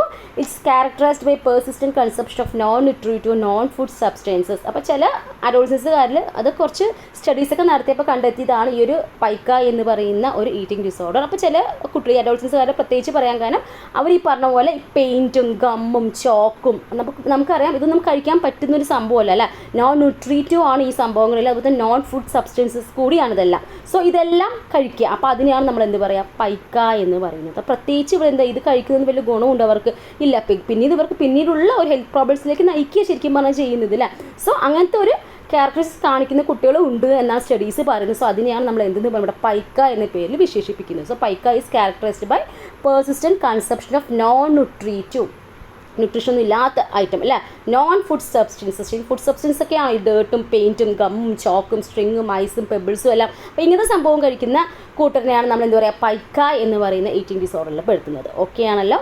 അപ്പോൾ ഇതാണ് ഇതിൻ്റെ ഏറ്റവും ചുരുങ്ങിയൊരു സംഭവം. എന്തായാലും ഞാൻ അഡോളസൻറ്റ് സൈക്കോളജി നമുക്ക് ഫുള്ളായിട്ട് ഇപ്പോൾ ഈ ലേറ്റസ്റ്റായി ചോദിച്ച ക്വസ്റ്റ്യൻ പേപ്പറിൽ നിന്നും എല്ലാം വരുന്ന മൊത്തത്തിലായിട്ടുള്ള ഒരു റിവിഷൻ ക്ലാസ് എന്തായാലും നമുക്ക് എക്സാമിന് മുമ്പ് ചെയ്തതാണ്. അപ്പോൾ ഡോണ്ട് വെറി. അപ്പോൾ നമുക്ക് അഡോളസൻറ്റ് സൈക്കോളജി ഫുൾ മാർക്ക് നമുക്ക് കിട്ടുന്നുണ്ട്. അപ്പോൾ എല്ലാം തന്നെ നമ്മൾ ചാനൽ ചെയ്തിട്ടുണ്ട്, എന്നാൽ പോലും നമുക്ക് ഒന്നുകൂടി നിങ്ങൾക്ക് റിവിഷൻ ചെയ്ത് തരാം കേട്ടോ. ഇനി അടുത്ത 10ാമത്തെ ക്വസ്റ്റ്യൻ നോക്കാം നമുക്ക്. മാച്ച് ദ ഫോളോയിങ് ആണ്, സിമ്പിളായിട്ടൊരു മാച്ച് ദ ഫോളോയിങ് ആണ്. Theory of social cognitive constructivism, psychoanalytic theory, self actualisation theory, Abraham Maslow, Sigmund Freud, Vygotsky. അപ്പോൾ ഏതായിരിക്കും തിയറി ഓഫ് സോഷ്യൽ കൺസ്ട്രക്റ്റിവിസം അല്ലെങ്കിൽ social cognitive constructivism means answer option C ആയിട്ട് വരുന്നത്. So എന്താണ് നമ്മുടെ Vygotsky ആണ്. Then psychoanalytical theory ആരുടെയാണ്, Sigmund ഫ്രോയിഡിൻ്റെ ആണ്. Self actualisation theory Abraham Maslow. അപ്പോൾ ആൻസർ ഓപ്ഷൻ ബി ആണ് അല്ലേ. ഓക്കെ ആണല്ലോ. ഇനി അടുത്ത question, the concept of insight learning was introduced by. ഇത് നിങ്ങൾക്ക് ഓപ്ഷൻസ് ഒന്നും വേണ്ട. ഇൻസൈറ്റ് എന്ന് പറയുമ്പോൾ നമുക്കറിയാം കൊഹ്ലറിലെ ഗസ്റ്റാൾ സൈക്കോളജിയാണ്, കൊഹ്ലറാണ്. ഓപ്ഷൻസിലോട്ട് ഒന്നും പോകുന്നില്ല കേട്ടോ. ഇനി അടുത്തത് pre active stage, interactive stage and post active stages are three stages of teaching. These ideas was proposed by. അപ്പോൾ ഇത് മേ ബി അറിയാത്തവരാണെങ്കിൽ പോലും നിങ്ങൾക്ക് ഓപ്ഷൻസ് നോക്കി ആൻസറിലോട്ട് എത്താൻ പറ്റും. ഈ പ്രീ ആക്റ്റീവ് സ്റ്റേജും ഇൻ്ററാക്റ്റീവ് സ്റ്റേജും പോസ്റ്റ് ആക്റ്റീവ് സ്റ്റേജ് എന്ന് പറയുന്നത് ടീച്ചിങ്ങിൻ്റെ 3 സ്റ്റേജസ് ആണ്. ഈ ഒരു ഐഡിയ പ്രപ്പോസ് ചെയ്തത് നമുക്കറിയാം ഓസബലിൻ്റെ തിയറിയിൽ ഇങ്ങനെയൊന്നുമില്ല, ഗാഗ്നിയുടെ തിയറി നമ്മൾ പഠിച്ചിട്ടുണ്ട്, അതിലും ഇല്ല. വൈഗോട്സ്കിയുടെ തിയറിയും ഇല്ല. പിന്നെ ആരുടെ തിയറിയിലായിരിക്കും, ജാക്സൻ്റെ തിയറിയിലാണ്. അപ്പോൾ ചില കാര്യങ്ങളൊക്കെ നമുക്ക് പുതിയതാണെങ്കിൽ പോലും ഓപ്ഷൻസ് നോക്കി നമുക്ക് എന്ത് ചെയ്യാൻ പറ്റും, ബാക്കിയുള്ള കാര്യങ്ങളെല്ലാം സിലബസ് ബേസിൽ പഠിച്ചിട്ടുണ്ടെങ്കിൽ സിലബസിൽ നമ്മൾ പെടാത്ത എന്തെങ്കിലും പുതിയതായിട്ട് വന്നു കഴിഞ്ഞാൽ നമുക്ക് ആ ഓപ്ഷൻസ് വെച്ച് നമുക്ക് ആൻസറിലോട്ട് എത്താൻ പറ്റും കേട്ടോ. സോ ആൻസർ ഓപ്ഷൻ സി ആണ്, ജാക്സൻ്റെ ആണ്. ഈ ഒരു സംഭവം, ഈ ഒരു ക്വസ്റ്റ്യൻ പേപ്പർ ഇതിന് മുമ്പ് കഴിഞ്ഞ നമ്മുടെ സബ്ജക്റ്റിൻ്റെ പേപ്പറിലെല്ലാം അവിടെ ഇവിടെ ചേർന്ന് ഈ ഒരു ക്വസ്റ്റ്യൻ്റെ കുറച്ച് ഭാഗങ്ങൾ കിടന്ന് കളിക്കുന്നുണ്ട്. അതുകൊണ്ട് തന്നെ ഈ ഒരു ക്വസ്റ്റ്യൻ്റെ ഡീറ്റെയിൽ കാര്യം നമുക്കൊന്ന് പഠിച്ചു വെച്ചേക്കാം കേട്ടോ. അപ്പോൾ നോക്കൂ, the terms pre active stage, interactive stage, post active stage എല്ലാം പറയുന്നത് ഫേസ് ഓഫ് ടീച്ചിങ്ങിൻ്റെ ഫേസസ് ആണ്. ഇത് കൊണ്ടുവന്നത്, ഈ ഐഡിയ കൊണ്ടുവന്നത് ഫിലിപ്പ് ജാക്സൺ ആണ്. ജാക്സൻ്റെ ഐഡിയ ആണ് കേട്ടോ. The stages represent a systematic approach to instruction, planning, execution and reflection. അപ്പോൾ ഇതെല്ലാം തന്നെ സിസ്റ്റമാറ്റിക് അപ്രോച്ചാണ്. ഈ പറഞ്ഞ ഇൻസ്ട്രക്ഷൻ്റെയും പ്ലാനിങ്ങിൻ്റെയും എക്സിക്യൂഷൻ്റെ എല്ലാം സിസ്റ്റമാറ്റിക് അപ്രോച്ചാണ് ഇതിൽ വരുന്നത്. അപ്പോൾ ഇതൊക്കെ എന്താണെന്നുള്ളത് ജസ്റ്റ് ഒരു ബ്രീഫ് എക്സ്പ്ലനേഷൻ തരാം. അപ്പോൾ ടീച്ചിങ്ങിൻ്റെ സ്റ്റേജസ് ആണ് നമ്മൾ പറഞ്ഞു. പ്രീ ആക്റ്റീവ് സ്റ്റേജ് എന്ന് പറയുമ്പോൾ ഫേസ് എന്നത് ഒരു പ്ലാനിങ് സ്റ്റേജ് ആണ്. ഇൻ്ററാക്റ്റീവ് ഫേസ് മീൻസ് ഒരു ഇംപ്ലിമെൻറ്റേഷൻ സ്റ്റേജ് എന്ന് പറയും. Post active means evaluation phase എന്ന് പറയും കേട്ടോ. അപ്പോൾ നമുക്ക് നോക്കാം. പ്രീ ആക്റ്റീവ് സ്റ്റേജ് ഒരു പ്ലാനിങ് സ്റ്റേജാണ് നമ്മൾ പറഞ്ഞു. അതിന് നമുക്ക് കണ്ടന്റിലോട്ട് എത്താൻ പറ്റും. It's all about setting clear objectives, organizing content and preparing teaching strategies that align with the students' need before stepping into the classroom. അപ്പോൾ നമ്മൾ ക്ലാസ് എടുക്കുന്ന മുമ്പായിട്ട് എന്ത് ചെയ്യാറുണ്ട്? ടീച്ചർ കാര്യങ്ങൾ കറക്റ്റായിട്ട് സെറ്റ് ചെയ്ത് കണ്ടന്റ് കറക്റ്റായിട്ട് ഓർഗനൈസ് ചെയ്യാറുണ്ട് അല്ലേ? ഏതൊക്കെ ടീച്ചിങ് സ്ട്രാറ്റജീസ് എന്നുള്ള കാര്യങ്ങളൊക്കെ നോക്കാറുണ്ട്. അതുപോലെ ക്ലിയർ ഒബ്ജക്റ്റീവ്സ് സെറ്റ് ചെയ്യാറുണ്ട്. അപ്പോൾ ഇതെല്ലാം ചെയ്യുന്ന ഒരു സ്റ്റേജിന് പറയുന്ന പേരാണ് പ്രീ ആക്റ്റീവ് അല്ലെങ്കിൽ പ്ലാനിങ് സ്റ്റേജ് എന്ന് പറയുന്നത്. പേര് പോലെ തന്നെ പ്ലാനിങ് സ്റ്റേജ് തന്നെയാണ് അല്ലേ? അപ്പോൾ ഇവിടെ എന്താ ചെയ്യുന്നത്? ക്ലിയർ ഒബ്ജക്റ്റീവ്സ് സെറ്റ് ചെയ്യുക, കണ്ടൻറ്റ് ഓർഗനൈസ് ചെയ്യുക, ദെൻ പ്രിപ്പയറിങ് ടീച്ചിങ് സ്ട്രാറ്റജി. ഇത് 3 കാര്യം മെയിനായിട്ട് ഇതിൽ വരുന്നത്. ഓക്കെ ആണല്ലോ? അപ്പോൾ അതിനെ പ്ലാൻ ചെയ്ത് കഴിഞ്ഞാൽ പിന്നെ എന്ത് ചെയ്യണം? ക്ലാസ് റൂമിൽ അത് ഇംപ്ലിമെൻറ്റ് ചെയ്യണം. അതാണ് ഈ ഇൻ്ററാക്റ്റീവ് സ്റ്റേജിൽ വരുന്നത്. Interactive stage is actual class room teaching. അപ്പോൾ നമ്മുടെ ആക്ച്വൽ ക്ലാസ് റൂം ടീച്ചിങ് ആണ് ശരിക്കും ഇൻ്ററാക്റ്റീവ് സ്റ്റേജ് എന്ന് പറയുന്നത്. The teacher uses A number of strategies four achieving the goals already set in the interactive setting. അപ്പോൾ teacher എന്ത് ചെയ്യാണ്? Variety അല്ലെങ്കിൽ നമ്പർ ഓഫ് സ്ട്രാറ്റജീസ് എല്ലാം യൂസ് ചെയ്തിട്ട് ഈ പറഞ്ഞ് നമ്മൾ ഓൾറെഡി സെറ്റ് ചെയ്തിരുന്നത് ഫസ്റ്റ് പ്ലാനിങ് സ്റ്റേജിൽ സെറ്റ് ചെയ്തിരുന്ന ആ ഒരു ഒബ്ജക്റ്റീവ്സ് എല്ലാം, ആ ഗോൾസ് എല്ലാം അച്ചീവ് ചെയ്യാൻ വേണ്ടിയിട്ട് സ്ട്രാറ്റജീസ് എല്ലാം ചെയ്ത് അവിടെ ആ ഒരു ആക്ച്വൽ ക്ലാസ് റൂമാണ് നമ്മൾ എന്ന് പറയുന്നത് ഇൻ്ററാക്റ്റീവ് സ്റ്റേജ് എന്ന് പറയുന്നത്. ക്ലിയർ ആയല്ലോ? ദെൻ പോസ്റ്റ് ആക്റ്റീവ് എന്ന് പറയുമ്പോൾ എന്തായിരിക്കും അടുത്തത്?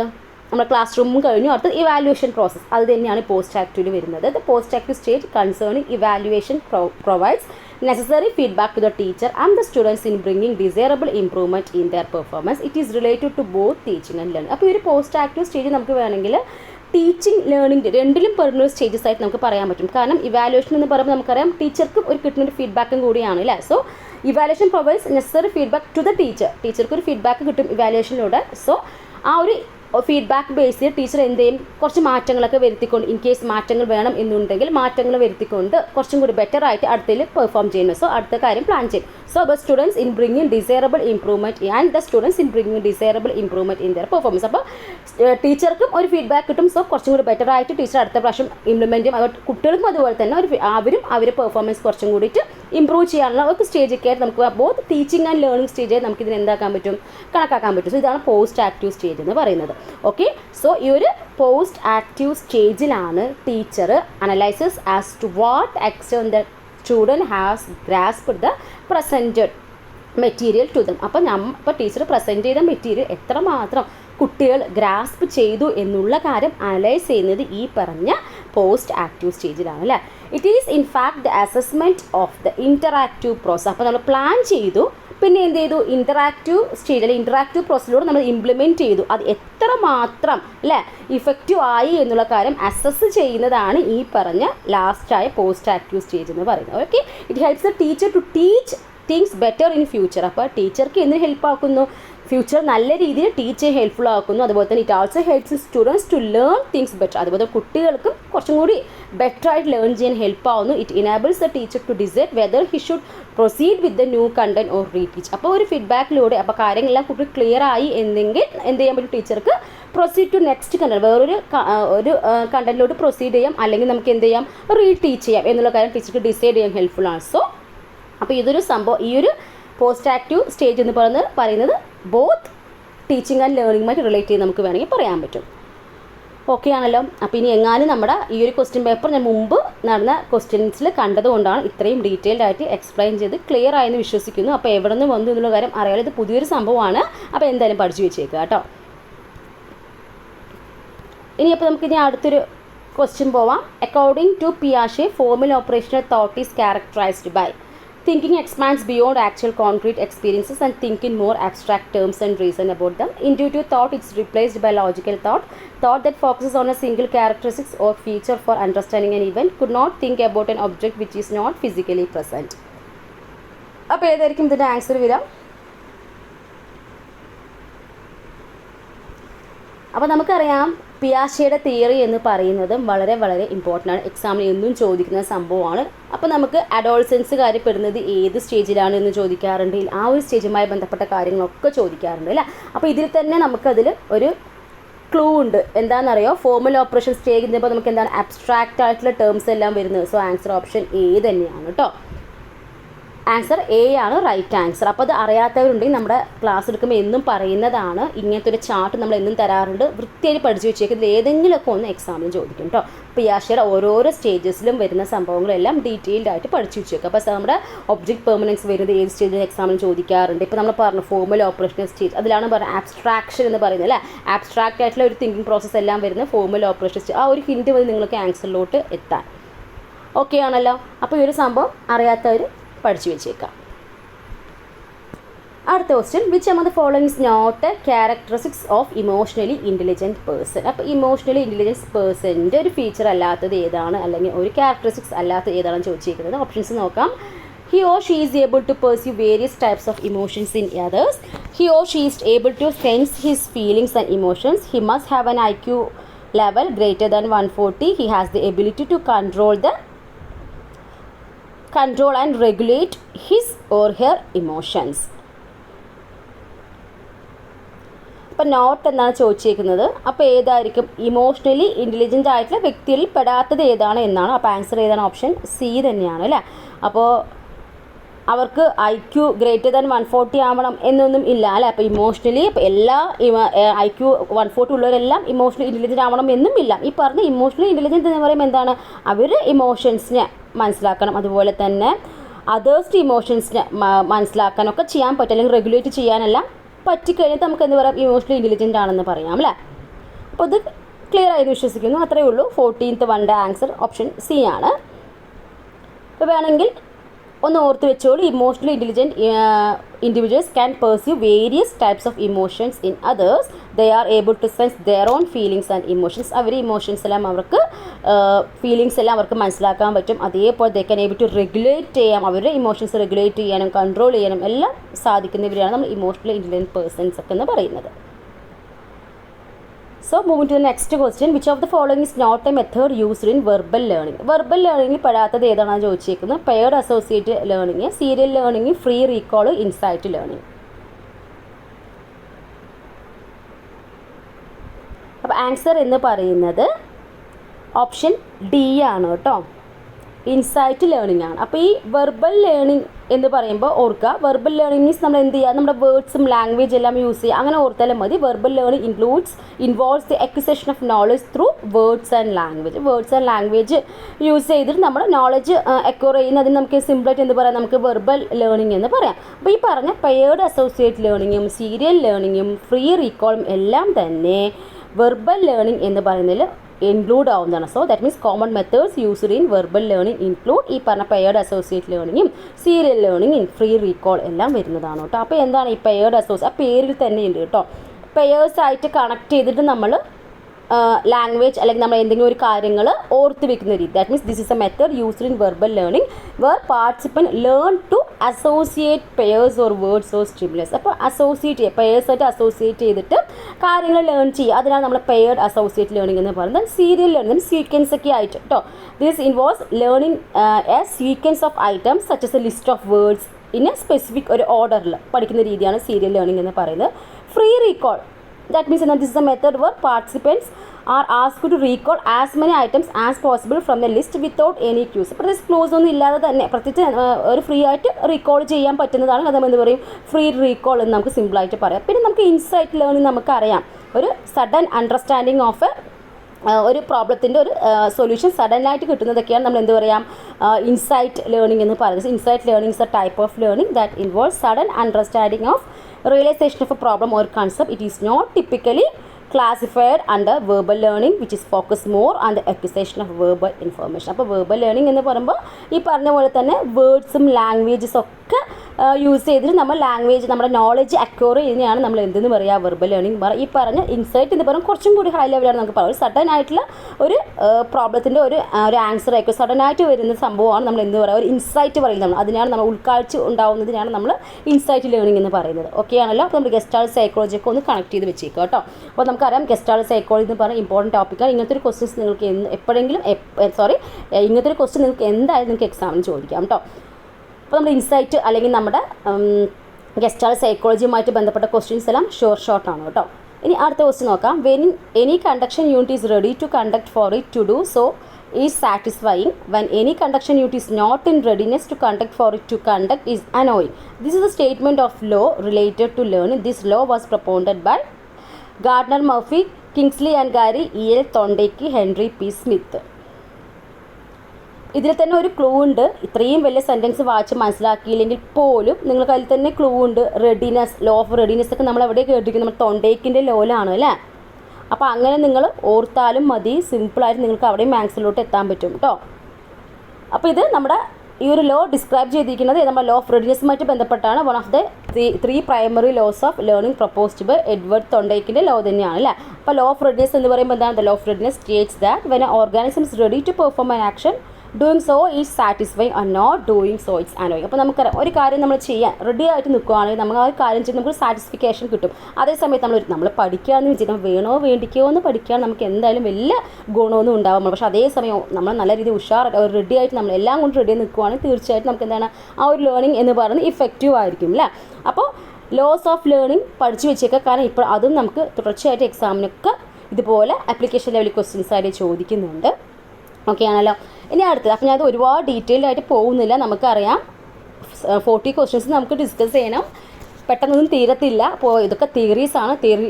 തിയറി പാർട്ടിലോട്ട് പോവുകയാണെങ്കിൽ പറയാൻ ഒരുപാട് കാര്യങ്ങളുണ്ട്. അപ്പോൾ ഒരു പോയിന്റിലോട്ട് നമ്മൾ 1 മണിക്കൂറോളം ചിലപ്പോൾ നിൽക്കേണ്ടി വരും. അതുകൊണ്ടാണ് ഞാനിങ്ങനെ മെയിൻ കാര്യങ്ങൾ മാത്രം പറഞ്ഞു പോകുന്നത്. അപ്പോൾ ഇതിൻ്റെ എല്ലാം തന്നെ ഡീറ്റെയിൽ ക്ലാസ്സസ് ചാനലിലുണ്ട് കേട്ടോ. അപ്പോൾ നമുക്ക് നോക്കാം. The sensory memory for stimulate due to touch is known as iconic memory, echoic memory, haptic memory, short term memory. അപ്പോൾ ടച്ചുമായിട്ട് ബന്ധപ്പെട്ട സെൻസറി മെമ്മറി ഏതാണ് എന്നാണ് ചോദിച്ചേക്കുന്നത്. ഹെപ്റ്റിക് മെമ്മറിയാണ് കേട്ടോ. അപ്പോൾ ഐക്കോണിക് മെമ്മറി എന്ന് പറയുമ്പോൾ സാധാരണ നമ്മൾ പറയുന്നത് വിഷ്വൽ സെൻസറി ആണ് കേട്ടോ. വിഷ്വൽ ആയിട്ട് വരുന്നതാണ് ഐക്കോണിക് മെമ്മറി എന്ന് പറയുന്നത്. എക്കോയിക് മീൻസ് ഒരു ഓഡിറ്ററി സെൻസറി മെമ്മറി ആയിട്ട് നമ്മൾ റെഫർ ചെയ്യുന്നത്. ദെൻ ഹെപ്റ്റിക് ആണ് sensory memory related to touch ആയിട്ട് വരുന്നത് കേട്ടോ. അപ്പോൾ എക്കോ സൗണ്ട് അങ്ങനെ ഓഡിറ്ററി എന്ന് കണക്ട് ചെയ്യാം. അപ്പോൾ ഐക്കോണിക്, ഐക്കൺസ്, വിഷ്വൽസ് അങ്ങനെയൊക്കെ നിങ്ങൾ കണക്ട് ചെയ്താൽ മതി കേട്ടോ.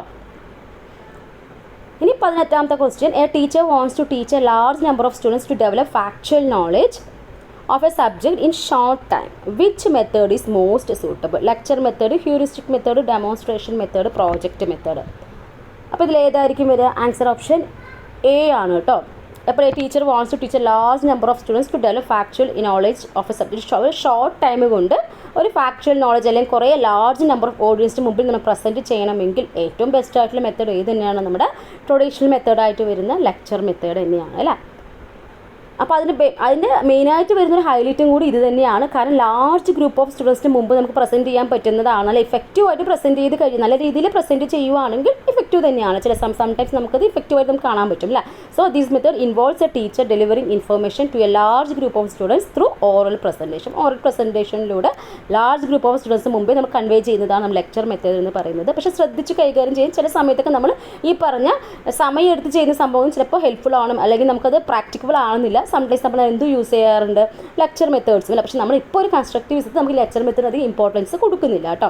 It is often used to convey factual knowledge to a large audience in a short amount of time. അപ്പോൾ ഈ ഒരു ഡയലോഗ് അങ്ങനെ ഓർത്ത് വെച്ചേക്കുക. കാരണം റിപ്പീറ്റായിട്ട് ഇത് നിങ്ങളുടെ സബ്ജക്റ്റ് പെഡഗോജീൻ്റെ അകത്തൊക്കെ ചോദിക്കുന്നുണ്ട്.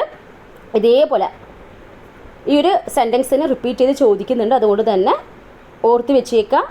ഫാക്ച്വൽ നോളജ് അല്ലെങ്കിൽ ഒരു ഷോർട്ട് ടൈമിൽ ലാർജ് ഓഡിയൻസിൻ്റെ മുമ്പിൽ പ്രസൻറ്റ് ചെയ്യാൻ പറ്റുന്ന ഒരു മെത്തേഡ് ഏതാണെന്ന് ചോദിക്കുകയാണെങ്കിൽ അത് ലെക്ചർ മെത്തേഡാണ് കേട്ടോ. ഇനി ഹ്യൂറിസ്റ്റിക് മെത്തേഡ് എന്താണ്? This method involves encouraging students to discover concepts and principles on their own exploration and investigation. അപ്പോൾ കുട്ടികൾക്ക് എന്തെങ്കിലും ഒരു പ്രിൻസിപ്പിൾസ്, ഒരു കോൺസെപ്റ്റ് അവർ തന്നെ എക്സ്പ്ലോർ ചെയ്ത് ഇൻവെസ്റ്റിഗേറ്റ് ചെയ്ത് പഠിക്കുന്ന ഒരു രീതിയാണ് ഹ്യൂറിസ്റ്റിക് മെത്തേഡ് എന്ന് പറയുന്നത്. അതുകൊണ്ട് ഇറ്റ് ഈസ് എന്താണ്? It is more time consuming ആണ് and may not be suitable for teaching a large number of students factual knowledge in a short time. അപ്പോൾ ഒരു ഷോർട്ട് ടൈമിൽ ചെയ്യാൻ പറ്റുന്ന ഒന്നല്ല ഹ്യൂറിസ്റ്റിക് മെത്തേഡ് എന്ന് പറയുന്നത്. ഡെമോൺസ്ട്രേഷൻ മെത്തേഡ് നമുക്കറിയാം പെർഫോം ചെയ്യുന്നൊരു മെത്തേഡല്ല. This method involves showing students how to perform a task or experiment അല്ല. Why it can be effective for teaching practical skills. ഈ ഡെമോൺസ്ട്രേഷൻ മെത്തേഡ് ഏറ്റവും ഇഫക്റ്റീവ് ആവുന്ന എപ്പോഴാണ്? ഈ ടീച്ചിങ് പ്രാക്ടിക്കൽ സ്കിൽസ് എല്ലാം ടീച്ച് ചെയ്യാൻ വളരെ ഇഫക്റ്റീവ് ആയിട്ടുള്ള മെത്തേഡാണ് ഡെമോൺസ്ട്രേഷൻ മെത്തേഡ് എന്ന് പറയുന്നത് കേട്ടോ. അപ്പോൾ ഈ പറഞ്ഞ ലാർജ് ഗ്രൂപ്പ് ഓഫിലും ഇത് വരുന്നില്ല, ഈ സംഭവം ഇല്ല. Then project method. This method involves assigning students a project that requires them to apply what they have learn. It is more time person. നമുക്കിപ്പോൾ ലേറ്റസ്റ്റ് ആയിട്ട് നമ്മളിപ്പോൾ എല്ലാം ഇമ്പോർട്ടൻസ് കൊടുക്കുന്ന റിയൽ ഹാൻഡ് എക്സ്പീരിയൻസ് എല്ലാം വരുന്നത് പ്രോജക്റ്റ് മെത്തേഡിലാണ്. ഇതൊരു സ്റ്റുഡൻറ്റ് സെൻട്രിക് ആയിട്ടുള്ള ഒരു അപ്രോച്ചാണ്. ദെൻ ടൈം കൺസ്യൂമിങ് തന്നെയാണ് കേട്ടോ. അപ്പോൾ നമ്മുടെ ഈ പറഞ്ഞ ഷോർട്ട് ടൈമിൽ വരുന്നൊരു സംഭവമല്ല. ഓക്കെ ആണല്ലോ. അപ്പോൾ നിങ്ങൾക്ക് അറിയായിരിക്കും ബാക്കി കാര്യങ്ങളെല്ലാം. അപ്പോൾ നമുക്കിനി അടുത്ത ക്വസ്റ്റ്യനിലോട്ട് പോവാം. നോക്കാം. Every different intellectual activity involves a general factor G and a specific factor S. This concept is the basis of unitary theory, anarchic theory, Spearman two factor theory, Thurstone group factor theory. നമുക്കറിയാം G factor S factor എന്ന് പറയുന്നത് നമ്മുടെ സ്പിയർമാൻ്റെ 2 factor തിയറിയിൽ വരുന്നതാണ്. അപ്പോൾ ഈ പേരുകളൊക്കെ ഒന്ന് പഠിച്ചു വെച്ചേക്കുക, വളരെ ഇമ്പോർട്ടൻ്റ് ആണ്. ട്രയാർക്കിക് തിയറി എന്ന് പറയുമ്പോൾ അത് റോബർട്ട് ജെ സ്റ്റേൺബർഗിൻ്റെയാണ്. 2 ഫാക്ടർ തിയറി സ്പിയർമാൻ്റെയാണ്. Guilford theory of structure of ഇൻ്റലക്റ്റിൻ്റെ. ദെൻ SOI മോഡൽ ആരുടെയാണെന്ന് ചോദിക്കുന്നത് ഷോർട്ടായിട്ട് ഗിൽഫോർഡാണ്. ദെൻ പ്രൈമറി മെൻ്റൽ എബിലിറ്റീസ് വരുന്നത് തേഴ്സ്ഡൻ്റെയാണ്. മൾട്ടിപ്പിൾ ഇൻ്റലിജൻസ് തിയറി വരുന്നത് ഗാർഡനറെയാണ്. ക്രിസ്റ്റലൈസ്ഡ് ആൻഡ് ഫ്ലൂയിഡ് ഇൻ്റലിജൻസ് എന്നിങ്ങനെ ക്ലാസിഫൈ ചെയ്ത് ആരാണ് എക്സാമിന് ചോദിച്ചിട്ട് റൈമൻ കാറ്റിലാണ്. ഓക്കെ ആണല്ലോ.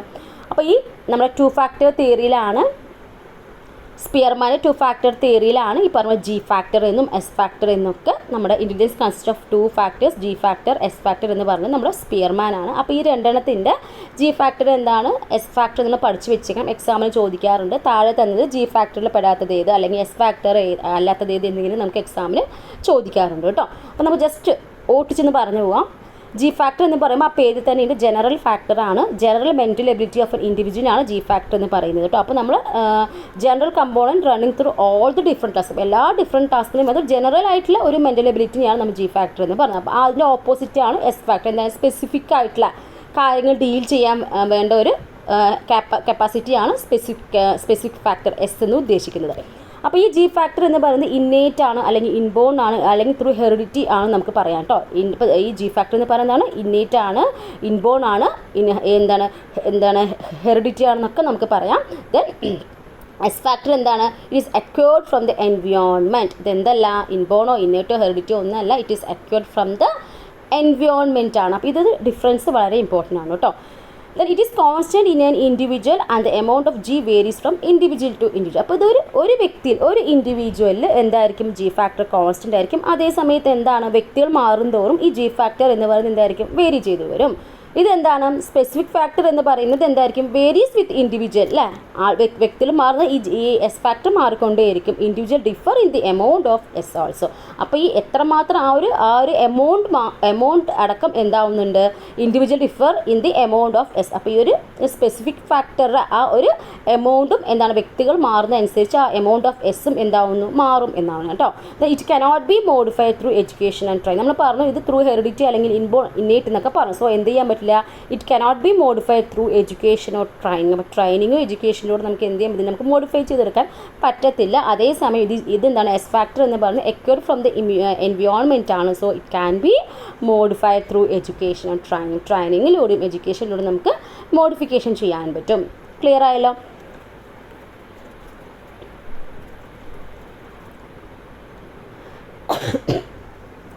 അപ്പോൾ സ്പിയർമാൻ പറയുന്നത് ഒരു വ്യക്തിയുടെ ടോട്ടൽ ഇൻ്റലിജൻസ് എന്ന് പറയുന്നത് ഈ പറഞ്ഞ sum total of G factor and S factor. G ഫാക്ടറും എസ് ഫാക്ടറുടെയും സം ടോട്ടലാണ് ഒരു വ്യക്തിയുടെ ടോട്ടൽ ഇൻ്റലിജൻസ് എന്നാണ് നമ്മൾ സ്പിയർമാൻ പറയുന്നത് കേട്ടോ.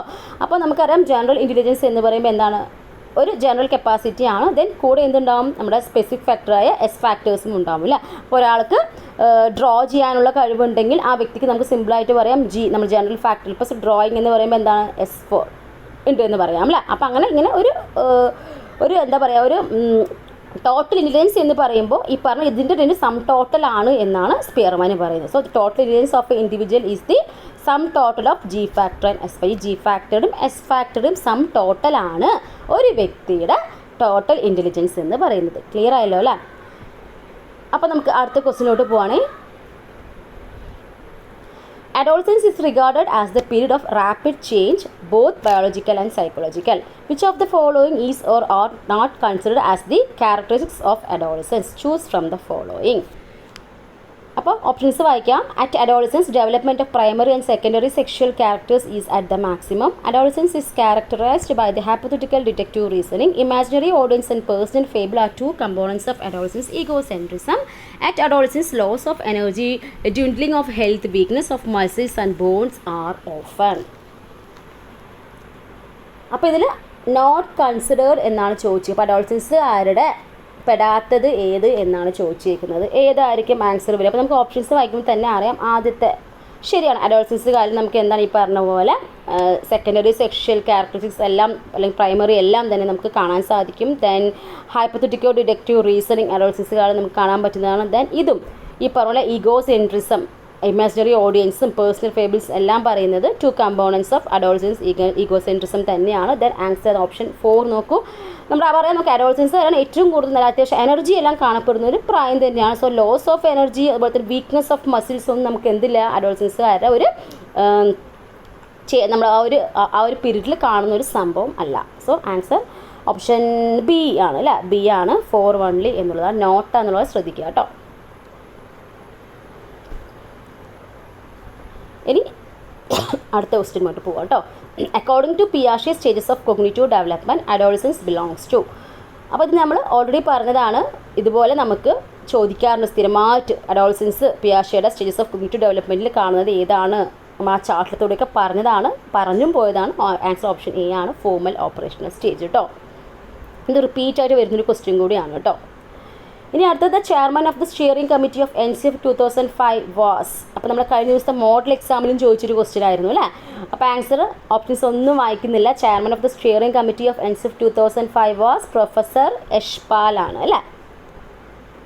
അപ്പോൾ NCF 2005 NCERT ആണെന്ന് ഓർക്കുക. അപ്പോൾ അതിൽ ഈ പറഞ്ഞ പ്രൊഫസർ യശ്പാൽ ആണ് chairman of the steering committee of NCF 2005 എന്ന് പറയുന്നത്. അപ്പോൾ ഇതിൻ്റെ 5 ഗൈഡിങ് പ്രിൻസിപ്പിൾസ് ഒന്ന് ഓർത്ത് വെച്ചേക്കുക. To shift learning from the rote method. അപ്പോൾ ഇവിടെ റോട്ട് ലേണിങ്ങിന് ഇമ്പോർട്ടൻസ് ഇല്ല.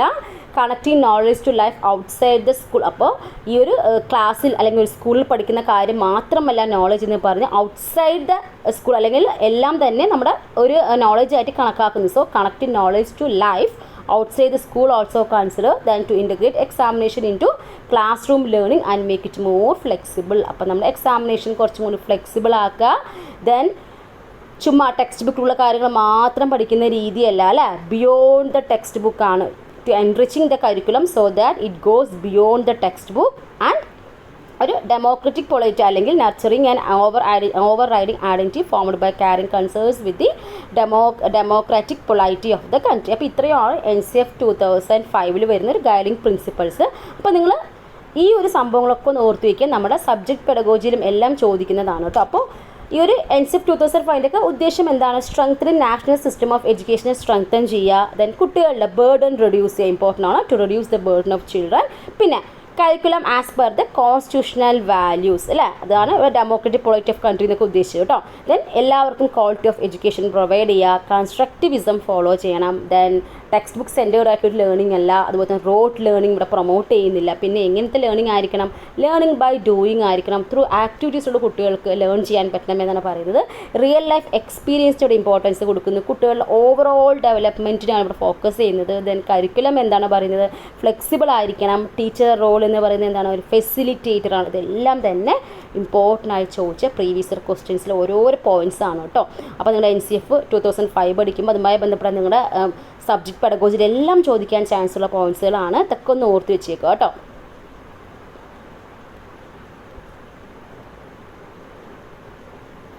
ഇനി അടുത്തത് 23ാമത്തെ ക്വസ്റ്റ്യൻ നോക്കാം. Which among the following is the important characteristics of a good teacher? ഒരു ഗുഡ് ടീച്ചർ ഇമ്പോർട്ടൻ്റ് ആയിട്ട് വരുന്ന ചില ക്യാരക്ടറിസ്റ്റിക്സ് ഏതാണെന്ന് ചോദിച്ചിരിക്കുന്നത്.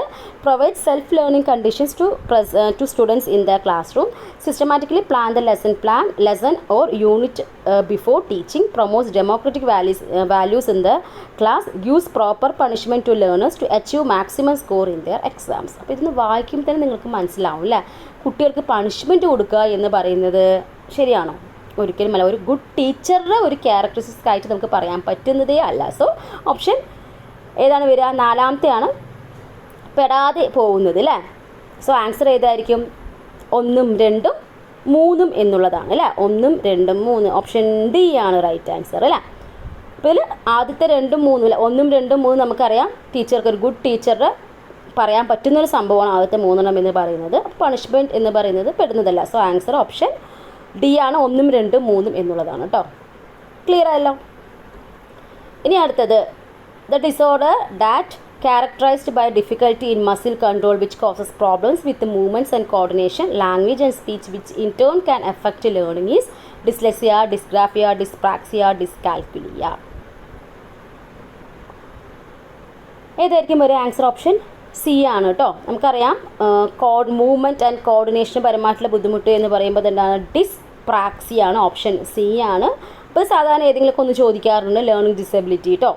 അപ്പോൾ ഈ പറഞ്ഞ പോലെ പുവർ ഹാൻഡ് ഐ കോർഡിനേഷൻ ഒക്കെ വരുന്ന ഡിസ്പ്രാക്സിയിലാണ്. ഡിസ്ലെക്സിയ എന്ന് പറയുമ്പോൾ സ്പെസിഫിക് ടു റീഡിംഗ് ആണെന്ന് ഓർത്ത് വയ്ക്കുക. ഡിസ്ഗ്രാഫിയ എന്ന് പറയുമ്പോൾ സ്പെസിഫിക് ടു റൈറ്റിംഗ് ആണ്. ദെൻ ഡിസ്കാൽക്കുലിയ എന്ന് പറയുമ്പോൾ മാത്തമെറ്റിക്സ് പരമായിട്ടുള്ള പ്രശ്നങ്ങൾ നേരിടുന്ന കുട്ടികൾ learning difficulty specific two mathematics ആണ്. അപ്പോൾ അവരുടെ സിംറ്റംസ് ഒക്കെ ജസ്റ്റ് ഒന്ന് ഓർത്ത് വെച്ചേക്കോ. ഇതൊക്കെ ഒന്ന് വായിച്ച് പോകാൻ അറിയാത്തവരുണ്ടെങ്കിൽ. അപ്പോൾ കുറേ ടൈപ്സ് ഓഫ് ലേണിംഗ് ഡിസബിലിറ്റീസ് നമുക്കറിയാം. ഡിസ്ലെക്സിയ ഓർക്കുക, ഡിഫിക്കൽട്ടി ഇൻ റീഡിംഗ് ആണ്. കാൽക്കുലിയ മാത്താണ്. ഗ്രാഫിയ നമുക്കറിയാം റൈറ്റിംഗ് ആണ്. Dyspraxia fine motor skills and poor hand I coordination ഒക്കെ വരുവാണെങ്കിൽ ഡിസ്പ്രാക്സിയ ആണ്. ദെൻ ഡിസ്ഫേസിയ അല്ലെങ്കിൽ FAC എന്ന് പറയുമ്പോൾ ഡിഫിക്കൽട്ടി വിത്ത് ലാംഗ്വേജ് എന്ന് പറയാം. ദെൻ ഓഡിറ്ററി പ്രോസസ്സിംഗ് ഡിസോർഡേഴ്സ് ഉണ്ട്. വിഷ്വൽ പരമായിട്ടുള്ള ബുദ്ധിമുട്ടുകൾ, വിഷ്വൽ ഇൻഫർമേഷൻ എല്ലാം ഇൻ്റർപ്രിറ്റ് ചെയ്യാനുള്ള ഡിഫിക്കൽട്ടിയാണ് നമ്മൾ വിഷ്വൽ പ്രോസസ്സിംഗ് ഡിസോർഡേഴ്സ് എന്ന് പറയാം. ദെൻ ഓഡിറ്ററി പ്രോസസ്സിംഗ് ഡിസോർഡർ എന്ന് പറയുമ്പോൾ കേൾവിയുമായി ബന്ധപ്പെട്ട that means difficulty hearing difference between sounds. Then ADHD hyper activity, autism spectral disorder, ഇതെല്ലാം തന്നെ ഒന്ന് ഓർത്ത് വെച്ചിരിക്കുക സംഭവങ്ങളൊക്കെ കേട്ടോ. ഇനി അടുത്ത ക്വസ്റ്റിനോട്ട് പോവാണേ. Analytical intelligence, creative intelligence and contextual intelligence are the 3 types of intelligence. This is better explained in. ആരുടെ തിയറിയിൽ വരുന്നതാണ്? ഓപ്ഷൻസ് ഒന്നും വായിക്കുന്നില്ല, ആൻസറിലോട്ട് പോവാണ്. സ്റ്റേൺബർഗ് തിയറി അല്ല, സ്റ്റേൺബർഗ് ട്രയാർക്കിക് തിയറി ഓഫ് ഇൻ്റലിജൻസിൽ വരുന്നതാണ് analytical intelligence, creative and practical. ഒരു കാര്യം കൂടി ശ്രദ്ധിക്കുക, ചിലപ്പോൾ എക്സാമിൽ ചോദിക്കാറുണ്ട്. ഏതെങ്കിലും 2 തന്നിട്ട് വേറെ ഒന്ന് ഏത് എന്ന രീതിയിൽ നമുക്ക് എക്സാമിൽ ചോദിച്ചിട്ടുണ്ട്. സോ ആ 3 ട്രയാർക്കിക് തിയറി ഓഫ് ഇൻ്റലിജൻസ് പെടുന്ന ആ 3 ഒക്കെ പഠിച്ചു വെച്ചേക്കും. അപ്പോൾ ഇൻ്റലിജൻസ് എന്ന് പറയുന്നത് നമുക്കറിയാം ഒന്നല്ല 2-3 ക്വസ്റ്റ്യൻസ് നമുക്ക് ഇൻ്റലിജൻസ് എന്ന ടോപ്പിക്കിൽ നമുക്ക് എക്സാമിന് പ്രതീക്ഷിക്കാം കേട്ടോ. ഇനി അടുത്ത question. A new behaviour is learned but not demonstrated until reinforcement is provided for displaying it. This type of cognitive learning is called insight learning, latent learning, social learning, verbal learning. ഇത് ഏതായിരിക്കും വരിക? ഒരു പുതിയൊരു behaviour learn ചെയ്തിട്ടുണ്ട് but not demonstrate ചെയ്യുന്നില്ല until reinforcement is provided for display. അപ്പോൾ display ചെയ്യാൻ എന്ത് ചെയ്യുന്നില്ല, ആ ഒരു until reinforcement provided for displaying it. അപ്പോൾ നമ്മൾ കറക്റ്റ് ഒരു പ്രോപ്പർ ഒരു റീഇൻഫോഴ്സ്മെൻറ്റ് കൊടുക്കാൻ ഡിസ്പ്ലേ ആവും. പക്ഷേ എന്ത് ചെയ്തിട്ടുണ്ട്? ന്യൂ ബിഹേവിയർ ലേൺ ചെയ്തിട്ടുണ്ട് എന്ന് പറയുകയാണെങ്കിൽ ഇതൊരു ഡയറക്റ്റ് ക്വസ്റ്റ്യൻ തന്നെയാണ്. ലാറ്റന്റ് ലേണിങ്ങുമായി ബന്ധപ്പെട്ട് വരുന്നതാണ് കേട്ടോ ഇത്. അപ്പോൾ ബാക്കി നിങ്ങൾക്ക് ഇൻസൈഡ് നമുക്കറിയാം, സോഷ്യൽ ലേണിംഗ് അറിയാം, വെർബൽ ലേണിംഗ് അറിയാം. അപ്പോൾ ഇതിൽ നിന്ന് നമുക്ക് ഓപ്ഷൻസ് കറക്റ്റായിട്ട് ആൻസറിലോട്ട് എത്താൻ പറ്റും, ലാറ്റന്റ് ലേണിംഗ് എന്ന് എത്താൻ പറ്റും. ഇനി എക്സ്ട്രാ ഫാക്ട് എന്ന നിലയിൽ നിങ്ങൾ ഓർത്ത് വെച്ചിരിക്കുക ലാറ്റന്റ് ലേണിംഗ് അല്ലെങ്കിൽ കൊഗ്നിറ്റീവ് മാപ്പ് എന്നും പറയാറുണ്ട്. അപ്പോൾ ഇതിന് പിന്നിലുള്ള മെയിനായിട്ടുള്ള ആളെന്ന് പറയുന്നത് ടോൾമാൻ ആണ് കേട്ടോ, എഡ്വേർഡ് സി ടോൾമാൻ ആണ്. അപ്പോൾ ടോൾമാൻ എന്ന പേരൊന്ന് ഓർത്ത് വെച്ചേക്കുക. അപ്പോൾ ഒരുപാട് ഇനി എക്സാം എടുത്തെത്തി ഒരുപാട് ഡീപ്പായിട്ട് പോയില്ലെങ്കിൽ ജസ്റ്റ് ലാറ്റന്റ് ലേണിംഗ് എന്ന് പറഞ്ഞ് ജസ്റ്റ് ഒന്ന് അറിഞ്ഞു വെച്ചേക്കുക. Latent learning is a type of learning which is not apparent in the learners behaviour at the time of learning but which manifest later when a suitable motivation and circumstances appear. അപ്പോൾ ഇതൊരു latent learning എന്ന് പറയുന്ന ഒരു cognitive ലേണിംഗുമായിട്ട് ബന്ധപ്പെട്ടൊരു സംഭവം തന്നെയാണ് കേട്ടോ. അപ്പോൾ അത് learner behaviour at the time of learning but which manifests later when a suitable motivation and circumstances appear. This shows that learning can occur without any reinforcement of a behaviour. അപ്പോൾ ഒരു behaviour learn ചെയ്തിട്ടുണ്ട്, പക്ഷേ അത് display ആവണമെങ്കിൽ എന്തെങ്കിലും ഒരു motivation അല്ലെങ്കിൽ എന്തെങ്കിലും ഒരു റീഇൻഫോഴ്സ്മെൻറ്റ് കൊടുത്തു കഴിഞ്ഞാൽ എന്നാൽ അത് ഡിസ്പ്ലേ ആവും എന്ന രീതിയിലാണ് ലേറ്റന്റ് ലേണിങ്ങിനെ കുറിച്ച് പറയുന്നത് കേട്ടോ. അപ്പോൾ ഇതിൻ്റെ പിന്നാലെ ഒരുപാട് തിയറിയും കാര്യങ്ങളും ഇതിന് കുറേ പാർട്ടുകളൊക്കെ ഉണ്ട്. അപ്പോൾ ഇങ്ങനെ അധികം ഡീറ്റെയിൽ പോയാലും ഈ ഒരു ഡെഫിനിഷൻ ഒന്ന് കറക്റ്റായിട്ടൊന്ന് പഠിച്ചു വെച്ചേക്കുക. ഓക്കെ, അപ്പോൾ ഇതിൽ പറയുന്നത് ആദ്യത്തെ ഒന്ന് രണ്ട് പോയിന്റ്സ് ആയിട്ട് പറയുന്നത് A learning can occur without any reinforcement of a behaviour. ഒരു റീഇൻഫോഴ്സ്മെൻറ്റും ഇല്ലാതെ തന്നെ നമുക്ക് എന്ത് ചെയ്യാൻ പറ്റും, ലേണിംഗ് നടക്കും എന്നാണ് പറയുന്നത്. അതേസമയം ഈ ലേൺ ചെയ്ത കാര്യം ചിലപ്പോൾ ഈ റീഇൻഫോഴ്സ്മെൻറ്റ്, പ്രോപ്പർ റീഇൻഫോഴ്സ്മെൻറ്റ് അല്ലെങ്കിൽ എന്തെങ്കിലും ഒരു സൂട്ടബിൾ ആയിട്ടൊരു സംഭവം മോട്ടിവേഷൻ വന്നാൽ അത് കറക്റ്റായിട്ട് യൂസ് ചെയ്യും, അല്ലെങ്കിൽ ആ സമയത്താണ് അത് ഡിസ്പ്ലേ ആവുക എന്തെങ്കിലും രീതിയിലാണ്, മീൻസ് കാണിക്കുക എന്ന രീതിയിലാണ് പറയുന്നത് കേട്ടോ. അപ്പോൾ അതാണ് ഈ ഒരു ക്വസ്റ്റ്യൻ ഇങ്ങനെ വന്നിരിക്കുന്നത്. Okay, new behaviour is learn but not demonstrate. ഒരു പുതിയ ഒരു ബിഹേവിയർ ലേൺ ചെയ്തിട്ടുണ്ട്, പക്ഷേ എന്ത് ചെയ്തിട്ടില്ല, നോട്ട് ഡെമോൺസ്ട്രേറ്റ് ചെയ്തിട്ടില്ല, നമ്മുടെ മുമ്പിൽ അത് കാണുന്നില്ല.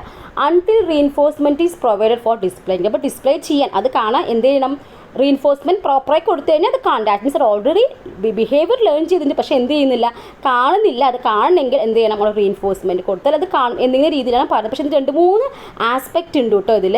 അപ്പോൾ അതിനെക്കുറിച്ച് ഡീറ്റെയിൽ ആയിട്ട് പോകുന്നതൊരു വലിയൊരു തിയറി തന്നെയാണ്. നമ്മുടെ എക്സാമിന് ജസ്റ്റ് ഇതൊരു സംഭവം മാത്രമേ എക്സാമിന് ചോദിച്ചിട്ടുള്ളൂ. അപ്പോൾ ഈ ഒരു പേരും ഈ സംഭവങ്ങളൊക്കെ നിങ്ങൾ ജസ്റ്റ് ഒന്ന് ഓർത്ത് വെച്ചാൽ മതി കേട്ടോ.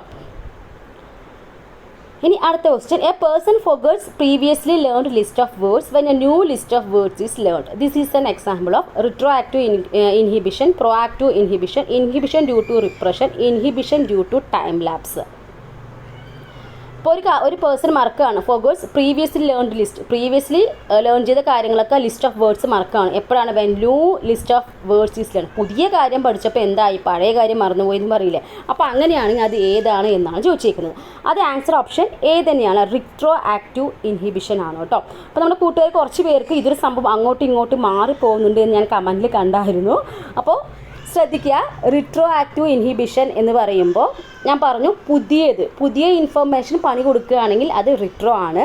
ദെൻ പ്രോ ആക്റ്റീവ് എന്ന് പറയുമ്പോൾ ജസ്റ്റ് ഇതിൻ്റെ ഓപ്പോസിറ്റ് ആണ്, പ്രീവിയസ്ലി ലേൺഡ് ഇൻഫർമേഷനാണ് ഇൻ്റർഫെയർ ചെയ്യുന്നതെങ്കിൽ അതെന്താണ്, with the recall of new ഇൻഫർമേഷനാണ്, അത് പ്രോ ആക്റ്റീവ് ആണ്. അപ്പോൾ നിങ്ങൾ ഇങ്ങനെ ഓർത്താൽ മതി, പ്രോ എന്ന് പറയുമ്പോൾ എന്താണ്, പ്രീവിയസ്ലി ലേൺഡ് ഇൻഫർമേഷനാണ് പ്രോയിൽ വരുന്നത്. അപ്പോൾ പി അല്ലേ, അപ്പോൾ പി പ്രോ ആണ്, പ്രീവിയസ്ലി ലേൺ അല്ലെങ്കിൽ പ്രയർ ലേണിംഗ് എന്നൊക്കെ നിങ്ങൾ കണക്ട് ചെയ്യുക. അപ്പോൾ അങ്ങനെ പ്രീവിയസ്ലി ഉള്ള സംഭവങ്ങൾ പണി കൊടുക്കുകയാണെങ്കിൽ അത് പ്രോ ആക്റ്റീവ് ആണ്. അപ്പോൾ അതിൻ്റെ ജസ്റ്റ് ഓപ്പോസിറ്റ് ആണ്. അപ്പോൾ നമ്മൾ പറഞ്ഞു പുതിയതാണോ പഴയതാണോ എന്നുള്ള സംഭവമാണ് അങ്ങോട്ടും ഇങ്ങോട്ടും മാറിപ്പോവുക അല്ലേ. അപ്പോൾ പഴയ കാര്യം പ്രീവിയസ്ലി ലേൺഡ് ഇൻഫർമേഷൻ ആണ് ഇൻ്റർഫെയർ ചെയ്യുന്നതെങ്കിൽ അത് പ്രോ ആക്റ്റീവ് ആണ്. അപ്പോൾ പ്രീവിയസ് അതും ഒരു പി ആണ്, പ്രോ ആക്റ്റീവും ഒരു പി ആണ്. നമ്മൾ പ്രയർ ലേണിംഗ് എന്ന് പറയാറുണ്ട്, അതും എന്താണ്, പി ആണ്. സോ അങ്ങനെ നിങ്ങൾ ഓർത്ത് വെച്ചേക്കോ. അത് റിട്രോ മീൻസ് അപ്പോൾ നമുക്കറിയാം. അപ്പോൾ ഇത് എന്താണ്, പഴയതാണ്, ഇത് എന്തായിരിക്കും, ഓഫ്കോഴ്സ് എന്തായിരിക്കും, പുതിയ ന്യൂ ഇൻഫർമേഷനാണ് ഇൻ്റർഫെയർ ചെയ്യുന്നത് എന്നിങ്ങനെ അങ്ങനെ ഒന്ന് കണക്ട് ചെയ്ത് വെച്ചാലും മതി കേട്ടോ. ക്ലിയർ ആയല്ലോ. ഇനി ഇൻഹിബിഷൻ ഡ്യൂ ടു റിപ്രഷൻ. അപ്പോൾ നമുക്ക് റിപ്രഷൻ എന്ന് പറയുമ്പോൾ നമ്മൾ ഡിഫൻസ് മെക്കാനിസം റിലേറ്റ് ചെയ്ത് വരുന്നതാണ്. അപ്പോൾ which an individual pushes uncomfortable അല്ലെങ്കിൽ traumatic memories in to the unconscious. നമ്മൾ അൺകോൺഷ്യസ് മൈൻഡിലോട്ട് നമ്മുടെ ഒരു ട്രോമാറ്റിക് ആയിട്ടുള്ള മെമ്മറീസ് എല്ലാം തള്ളി വരുന്ന ഒരു പ്രോസസ്സിനെയാണ് നമ്മൾ റിപ്രഷൻ എന്ന് പറയാം. Then inhibition due to timeness. നമുക്കറിയാം, നമ്മൾ കുറേ സമയം ഓട്ടോമാറ്റിക്കലി മനുഷ്യന്മാർ ചില കാര്യങ്ങൾ മറന്നു പോകും. That's a type of forgetting ആണ് അല്ലേ. So forgetting due to the passage of time is a natural process. ഇത് നമുക്കിതിൽ പെടുന്നതല്ല കേട്ടോ. ക്ലിയർ ആ, ജസ്റ്റ് ഓപ്ഷൻസ് ജസ്റ്റ് ഒന്ന് എക്സ്പ്ലെയിൻ ചെയ്തു എന്നുള്ളൂ. അപ്പോൾ അവിടെ നമുക്കറിയാം, previously learned, a person forgets previously learned list of words when new list of words is learned. അപ്പോൾ പുതിയ ലിസ്റ്റ് ഓഫ് വേർഡ്സ് പഠിച്ചത് കൊണ്ട് പഴയത് മറന്നു. പുതിയതാണ് പണി കൊടുത്തത്. പുതിയത് പഠിച്ചുകൊണ്ടല്ലേ മറന്നു, പുതിയതാണ്, ന്യൂ ലിസ്റ്റ് ഓഫ് വേർഡ്സ് ആണ് പണി കൊടുത്തത്. സോ അതുകൊണ്ട് നമ്മൾ എന്ത് പറയാം, റിട്രോ ആക്റ്റീവ് ഇൻഹിബിഷനാണ്. ക്ലിയർ ആയാലും മനസ്സിരുത്തി ഒന്ന് വായിക്കുക. ഈ ഡെഫിനിഷൻ കറക്റ്റ് ഡെഫിനിഷനാണ് കേട്ടോ.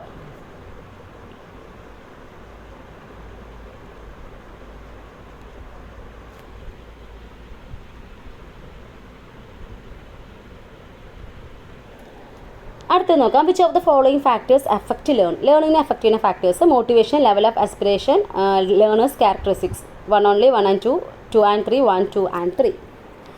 ആൻസർ എന്ന് പറയുന്നത് ഓപ്ഷൻ ഡി തന്നെയാണ്. ഈ പറഞ്ഞ എല്ലാം തന്നെ വരും കേട്ടോ.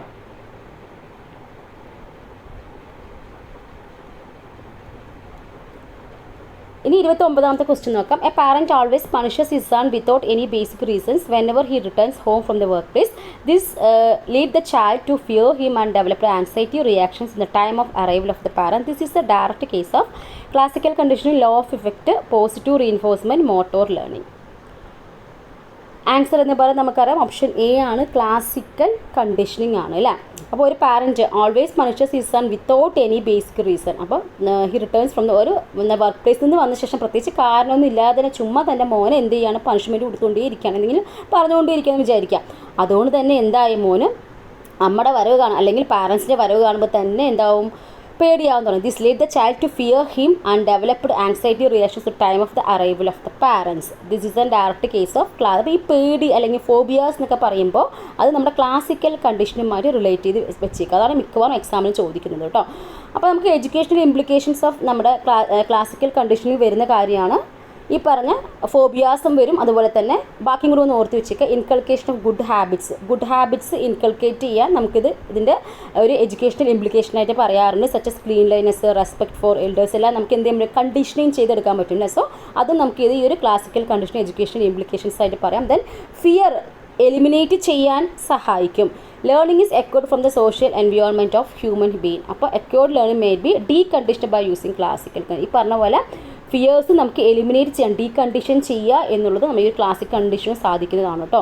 So it can B reused in the removal of emotional fear and anxiety among the children. അപ്പോൾ കുട്ടികളുടെ ആങ്സൈറ്റിയും ഇമോഷണൽ ഫിയേഴ്സ് എല്ലാം നമ്മൾ ഇത് പറഞ്ഞ പോലെ ഡീകണ്ടീഷൻ ചെയ്യാൻ പറ്റും. സോ എലിമിനേഷൻ ഓഫ് ഫിയർ എന്ന് പറയുന്നതും നമ്മുടെ education implications of classical condition തന്നെ. അതുപോലെ കുട്ടികളിലെ പോസിറ്റീവ് ആറ്റിറ്റ്യൂഡ്സ് ഉണ്ടാക്കിയെടുക്കാൻ. This theory can be utilised for the development of favourable attitude towards learning subjects and teachers in school എന്ന് പറയാം. ദെൻ വൊക്കാബുലറി ബിൽഡിങ്ങിനും നമ്മൾ സാധാരണ ചെറിയ കുട്ടികൾക്ക് നമ്മൾ പറയാണ്ട് എ ഫോർ ആപ്പിൾ, അങ്ങനെ നമ്മൾ ബീഫ് അങ്ങനെ പറഞ്ഞാൽ ലാസ്റ്റ് എന്താവും എ ഫോർ എന്ന് പറയുമ്പോൾ ഒരു കണ്ടീഷനായി കഴിഞ്ഞു, ആപ്പിളിനെ ആദ്യം പറയുള്ളൂ. സോ അതുപോലെ തന്നെ വൊക്കാബുലറി ബിൽഡിങ്ങിന് നമുക്ക് എഡ്യൂക്കേഷണൽ ഇംപ്ലിക്കേഷൻസ് ആയിട്ട് മെയിനായിട്ട് നമ്മൾ ക്ലാസിക്കൽ കണ്ടീഷനിങ് തിയറി തന്നെയാണ് കേട്ടോ. അപ്പോൾ ഇത് പറഞ്ഞ പോലെ തന്നെ vocabulary, map reading skills, memorisation of historical dates, events, teaching of alphabets teach ചെയ്യാനും, learning of counting in classroom situations എല്ലാം നമുക്ക് പറയുന്നുണ്ട് നമ്മുടെ എഡ്യൂക്കേഷൻ ഇംപ്ലിക്കേഷൻസ് ആയിട്ട്. ദെൻ അടുത്തതാണ് ഡെവലപ്മെൻറ്റ് ഓഫ് ഫിയർ.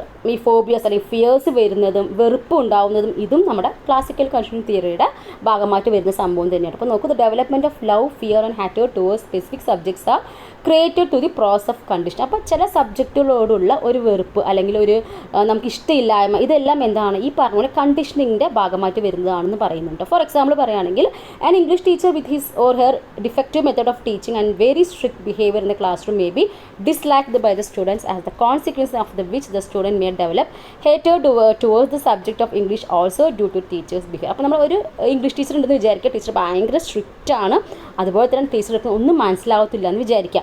അങ്ങനെയാണെങ്കിൽ ഓഫ് കോഴ്സ് എന്തായിരിക്കും കുട്ടികൾക്ക് ആ ഒരു സബ്ജക്റ്റ് മേ ബി സബ്ജക്റ്റ് ഇഷ്ടമുള്ള കുട്ടിയായിരിക്കാം, മേ ബി ടീച്ചർ ആ ഒരു ടീച്ചിങ് ഡിഫക്റ്റീവ് ആയിട്ടുള്ള ടീച്ചിങ് മെത്തേഡിലൂടെയും അതുപോലെ തന്നെ വെരി സ്ട്രിക്റ്റ് ബിഹേവിയറിലൂടെയും എന്താവും കുട്ടിക്ക് ആ സബ്ജക്റ്റോട് തന്നെ വെറുപ്പാവാം അല്ലേ. അപ്പോൾ അത് അവിടെ എന്ത് സംഭവിക്കും, ആ ഒരു ടീച്ചറെ കാണുമ്പോഴുള്ള പേടി, ആ ഫിയറും അതുപോലെ തന്നെ വെറുപ്പും ഹേറ്റോട് എല്ലാം ഈ പറഞ്ഞ ഇതൊരു കണ്ടീഷനിങ് ഇങ്ങനെ വരുന്നു. പൊട്ടത്തിൽ എന്തൊക്കെ ക്ലാസ് എടുത്ത് പോകുന്നു, അതുപോലെ തന്നെ ഭയങ്കര സ്ട്രിക്റ്റ് ആയിട്ട് ബിഹേവ് ചെയ്യുന്നു. സോ കണ്ടീഷനായി കുട്ടികളൊക്കെ ടീച്ചർ വരുന്നു പറഞ്ഞ് കുട്ടികൾ പേടിച്ച് വിറച്ച് നിൽക്കുന്ന കുറച്ച് കൂട്ടരെങ്കിലും ഉണ്ടാവും അല്ലേ. അപ്പോൾ അങ്ങനത്തെ സംഭവങ്ങളിൽ നമ്മൾ പറഞ്ഞ ഈ കണ്ടീഷനിങ്ങിൻ്റെ ഭാഗമായിട്ടാണ് പറയുന്നത്. സോ ഓക്കെ, അപ്പോൾ ഡെവലപ്മെൻറ്റ് ഓഫ് ഫിയറും ഹേറ്റോടും കൂടി നമുക്ക് എന്ത് പറയാം, ഈ ക്ലാസിക്കൽ കണ്ടീഷൻ്റെ ഭാഗമായിട്ട് പറയാം. സ്പീഡ് ആവുന്നുണ്ടോ? കുറച്ച് സ്പീഡാവുന്നുണ്ട്. അപ്പോൾ കുറച്ച് എന്തെങ്കിലും ചിലപ്പോൾ സ്പീഡായിട്ട് പോകുന്നുണ്ടെങ്കിൽ നിങ്ങളൊന്ന് എന്ത് ചെയ്യാം, നിങ്ങളുടെ സ്പീഡ് ഒന്ന് കുറച്ചൊന്ന് കേൾക്കുക കേട്ടോ. ഇത് നമ്മുടെ ക്ലാസ്സും റെക്കോർഡിങ്ങും നമ്മുടെ ലൈവ് പോലെ തന്നെയാണ്. അങ്ങനെ നമ്മളങ്ങനെ നിർത്തിയിട്ടല്ല ക്ലാസ് ചെയ്യുന്നത്, ലൈവായിട്ട് പോകുന്നത്. കുറച്ച് മേ ബി എൻ്റെ എനർജിയും ചിലപ്പോൾ അങ്ങോട്ടും ഇങ്ങോട്ടും പോയേക്കാം, അല്ലെങ്കിൽ എന്തെങ്കിലും സൗണ്ട് എന്തെങ്കിലും കേൾക്കാം, അല്ലെങ്കിൽ ചുമയ്ക്ക് അങ്ങനെ സംഭവങ്ങളൊക്കെ ഉണ്ടാകും. അപ്പോൾ ഒന്ന് അഡ്ജസ്റ്റ് ചെയ്യുക കേട്ടോ. അപ്പോൾ ഇനി അടുത്ത ക്വസ്റ്റിനോട്ട് പോവുകയാണ്. The ability of a test to produce consistent and stable scores is it standardisation, reliability, mean deviation, validity.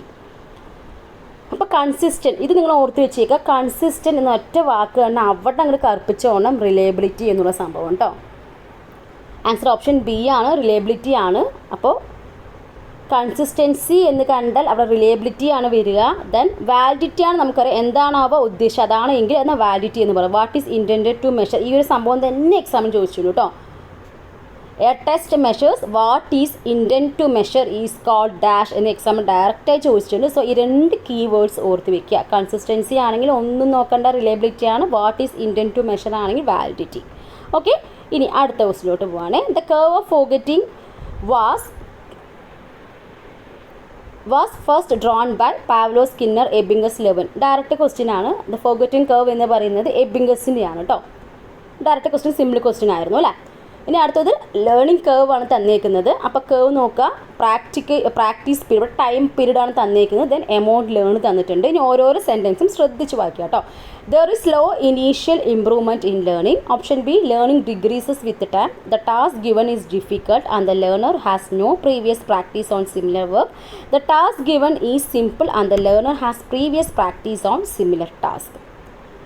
അപ്പോൾ ഒരു ലേണിംഗ് കർവ് കാണുമ്പോൾ നിങ്ങൾക്ക് എന്ത് തോന്നുന്നു? അപ്പോൾ ഓരോ സെൻറ്റൻസുമായിട്ട് ബന്ധപ്പെട്ട് ഒന്ന് ആ ഒരു ലേണിംഗ് കർവ് എന്ന് പറയുമ്പോൾ ഇവിടെ ഒരു പീരീഡ്, ഇവിടെ ടൈമാണ് തരുന്നത്. ദെൻ ഇവിടെ എമൗണ്ട് ലേൺ അതാണ് തന്നിരിക്കുന്നത്. അപ്പോൾ ജസ്റ്റ് ഒരു കർവ് നോക്കിയിട്ട് നിങ്ങൾക്ക് ആൻസറിലോട്ട് എത്താൻ പറ്റും. ഓരോ ഓപ്ഷൻസ് ഞാൻ ജസ്റ്റ് ഒന്ന് വായിച്ചൊന്ന് എക്സ്പ്ലെയിൻ ചെയ്യാം. There is slow initial improvement in the learning. നോക്കിയാൽ കറക്റ്റ് ആണ് ചോദിച്ചേക്കുന്നത്. നോക്കിവിടെ സ്ലോ ആയിട്ടുള്ള ഒരു ഇനീഷ്യൽ ഇംപ്രൂവ്മെൻ്റ് ആണ് വരുന്നത്. അല്ല, അവിടെ നോക്കി ശരിക്കും നല്ല പെട്ടെന്നായിട്ടുള്ള ഒരു ഇമ്പ്രൂവ്മെൻ്റ് ആണ് കാണുന്നത്. സോ നമുക്ക് പറയാൻ പറ്റില്ല. Learning decreases with time. നമുക്കൊരു ലേണിംഗ് എന്ന് പറഞ്ഞാൽ ഇവിടെ കുറയുന്നുണ്ടോ, ടൈമിനനുസരിച്ച് കുറയുന്നുണ്ടോ? അതും ഇല്ല. The task given is difficult and the learner has no previous practice on the similar work. ഇപ്പോൾ ടാസ്ക് കൊടുത്ത് ഡിഫിക്കൽട്ടാണ്, ലേണറിന് ഒരു പ്രീവിയസ് ഒരു എക്സ്പീരിയൻസ് ഒന്നും ഇല്ല. The learner has no previous practice on similar work. അപ്പോൾ അങ്ങനെ നമുക്ക് ഡിഫിക്കൽട്ട് ആണെങ്കിൽ ഈ പെട്ടെന്ന് ഇങ്ങനെ ഒരു ഗ്രാസ്പ് ആയിട്ടുള്ള പെട്ടെന്ന് ഒരു ചേഞ്ച് കാണില്ല അല്ലേ. അപ്പോൾ നമ്മൾ ഡിഫിക്കൽട്ട് ആണെങ്കിൽ അന്നേരം എന്തായിരിക്കും, പക്ഷേ ഡിഗ്രീസ് ആണ് ചെയ്യുക, പിന്നീടായിരിക്കും പഠിച്ച് മുന്നോട്ട് പോകുന്നത്. സോ ഇതും എന്തുതന്നെയാണ്, തെറ്റ്. പിന്നെ എന്താണ്, the task given is simple and the learner has previous practice on the similar task. ഇതല്ല ശരിയായിട്ട് വരിക. കാരണം എടുത്തെടുപ്പ് തന്നെ ആ ടൈം ഫസ്റ്റ് തന്നെ പെട്ടെന്ന് ലേൺ ചെയ്ത് പോവാണ് അല്ലേ. അപ്പോൾ അവിടെ എന്താണ്, അവിടെ സിമ്പിൾ ടാസ്ക് ആയിരിക്കും, അല്ലെങ്കിൽ ആ ലേണറിന് ഇതുമായി ബന്ധപ്പെട്ട പ്രീവിയസ് ആയിട്ട് ഇതിനെക്കുറിച്ച് അറിയായിരിക്കും. അതുകൊണ്ടായിരിക്കും പെട്ടെന്ന് ആ ടൈം എമൗണ്ട് ഓഫ് ലേൺ എന്ന് പറഞ്ഞാൽ പെട്ടെന്നായിട്ട് കാണുന്നത് അല്ലേ.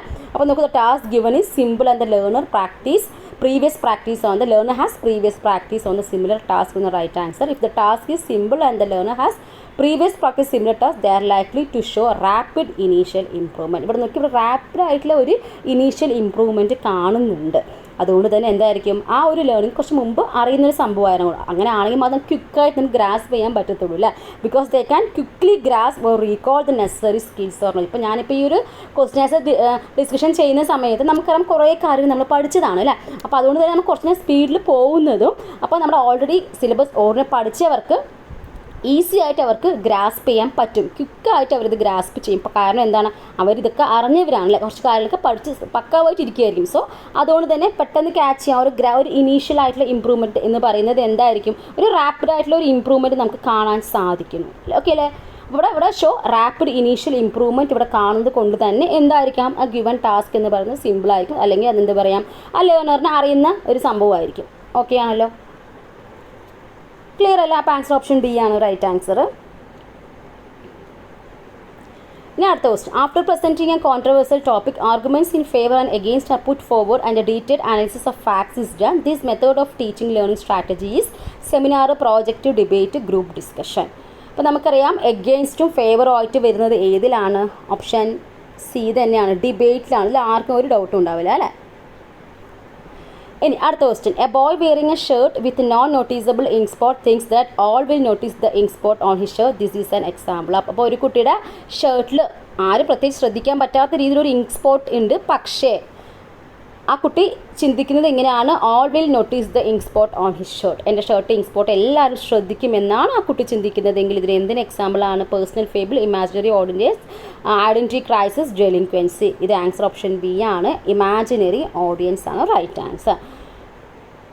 അപ്പോൾ ഒരു കാര്യം കൂടി, നമ്മുടെ കേറ്റഡ് കാറ്റഗറി 3യുടെ സൈക്കോളജിയുടെ നമ്മുടെ സിലബസ് അഡോളസൻസ് സൈക്കോളജി ഓൺവേർഡ്സ് ഉള്ള ഒരു ക്വസ്റ്റ്യൻ ബാങ്ക് നമ്മുടെ സനാസ് എഡ്യൂട്ടിക്സ് നമ്മൾ തന്നെ പ്രിപ്പയർ ചെയ്ത് ക്വസ്റ്റ്യൻ ബാങ്ക് അവൈലബിൾ ആണ്. വേണം എന്നുള്ളവർ 7907406007 എന്ന നമ്പറിലോട്ടൊന്ന് വാട്സപ്പ് ചെയ്യുക കേട്ടോ. 7907406007 എന്ന നമ്പറിലോട്ട് വാട്സപ്പ് ചെയ്യുക. 99 റുപ്പീസാണ് ചെറിയൊരു പേയ്മെൻ്റ് ആയിട്ട് വരുന്നത്. അപ്പോൾ 400 ക്വസ്റ്റ്യൻസ് ആണ് ഒരു ക്വസ്റ്റ്യൻ ബാങ്കിൽ ഉണ്ടാവുക. നമ്മുടെ ഇമ്പോർട്ടൻ്റ് ആയിട്ട് വരുന്ന ഏരിയാസ് എന്നല്ല, നിറയെ ക്വസ്റ്റ്യൻസ് നമ്മൾ എക്സാം ഓറിയൻ്റ് ആയിട്ട് കുറച്ച് സമയം കൊണ്ട് ഈ 400 ക്വസ്റ്റ്യൻസിലൊന്നും അത്യാവശ്യം ഒരു ഐഡിയ കിട്ടുന്ന രീതിയിൽ കറക്റ്റ് ഒരു ഓർഡറിലാണ് ഒരു ക്വസ്റ്റ്യൻ ബാങ്ക് പോകുന്നത് കേട്ടോ. അപ്പോൾ വേണ്ടവർ ഈ സ്ക്രീൻ കാർഡ് നമ്പറിലോട്ടൊന്ന് വാട്സപ്പ് ചെയ്യുക. ഞാൻ നമ്പർ കമൻറ്റിൽ പിൻ ചെയ്യാം കേട്ടോ. അപ്പോൾ നമ്മൾ ഇവിടെ നിർത്തി ഈ ക്വസ്റ്റ്യൻ്റെ ആയിരുന്നു അല്ലേ. അപ്പോൾ ഈ ഒരു ക്വസ്റ്റ്യൻ എന്ന് പറയുന്നത് ഈ ഒരു സംഭവം തന്നെ ഈ കഴിഞ്ഞ എക്സാമിന് മുമ്പത്തെ എക്സാമിലൊക്കെ ഈ ഒരു ഭാഗവുമായി ബന്ധപ്പെട്ട ക്വസ്റ്റ്യൻസ് നമ്മുടെ സിലബസിൽ അങ്ങനെ പറഞ്ഞിട്ടില്ല, പക്ഷേ എന്നാലും പുറത്തുനിന്ന് വന്ന ക്വസ്റ്റ്യൻ ആണെങ്കിൽ പോലും റിപ്പീറ്റ് ആയിട്ട് വന്നതുകൊണ്ട് നമ്മൾ ഓൾറെഡി നമ്മുടെ ക്ലാസ്സിൽ അപ്ഡേറ്റഡ് ക്ലാസ്സിലും ഡിസ്കസ് ചെയ്തതാണ് കേട്ടോ. അപ്പോൾ ഈ ഒരു സംഭവം വന്നേക്കുന്നത് അറിയാത്തവർക്ക് ഒന്നുകൂടി പറയാം, നമ്മുടെ അഡോൾസൻസ് സൈക്കോളജിയുമായി റിലേറ്റ് ചെയ്ത് വരുന്നതാണ്. ഡേവിഡ് എൽക്കിൻഡ് എന്ന് പറയുന്ന ആളുടെ അഡോൾസൻസ് ഈഗോസെൻട്രിസം എന്ന് പറഞ്ഞ തിയറിയിൽ നിന്ന് വരുന്നൊരു ഭാഗമാണ് കേട്ടോ. അപ്പോൾ ഓർക്കുക, അഡോൾസൻസ് ഈഗോസെൻട്രിസമായിട്ട് ബന്ധപ്പെട്ട വ്യക്തിയാണ് ഡേവിഡ് എൽക്കിൻഡ് എന്ന് പറയുന്നത്. അപ്പോൾ നമുക്ക് ഈഗോസെൻട്രിസം പറഞ്ഞാൽ എന്താണ്? സെൽഫ് സെൻറ്റേർഡ് ആണ് അല്ലേ. Then inability to understand others point, മറ്റുള്ളവരുടെ പോയിന്റ് ഓഫ് വ്യൂ മനസ്സിലാക്കാൻ സാധിക്കാത്ത ഒരു ഇൻഎബിലിറ്റിനെ നമ്മൾ എന്തൊക്കെ പറയാം? ഈ ഈഗോസെൻട്രിസം എന്നൊക്കെ പറയാം. ദെൻ ഒരു വാക്കുകൂടെ ഓർത്ത് വയ്ക്കുക, സെൽഫ് അബ്സോർപ്ഷൻ എന്നൊരു ടേമുകളൊന്ന് കണക്ട് ചെയ്ത് ഓർത്ത് വെച്ചേക്കുക കേട്ടോ.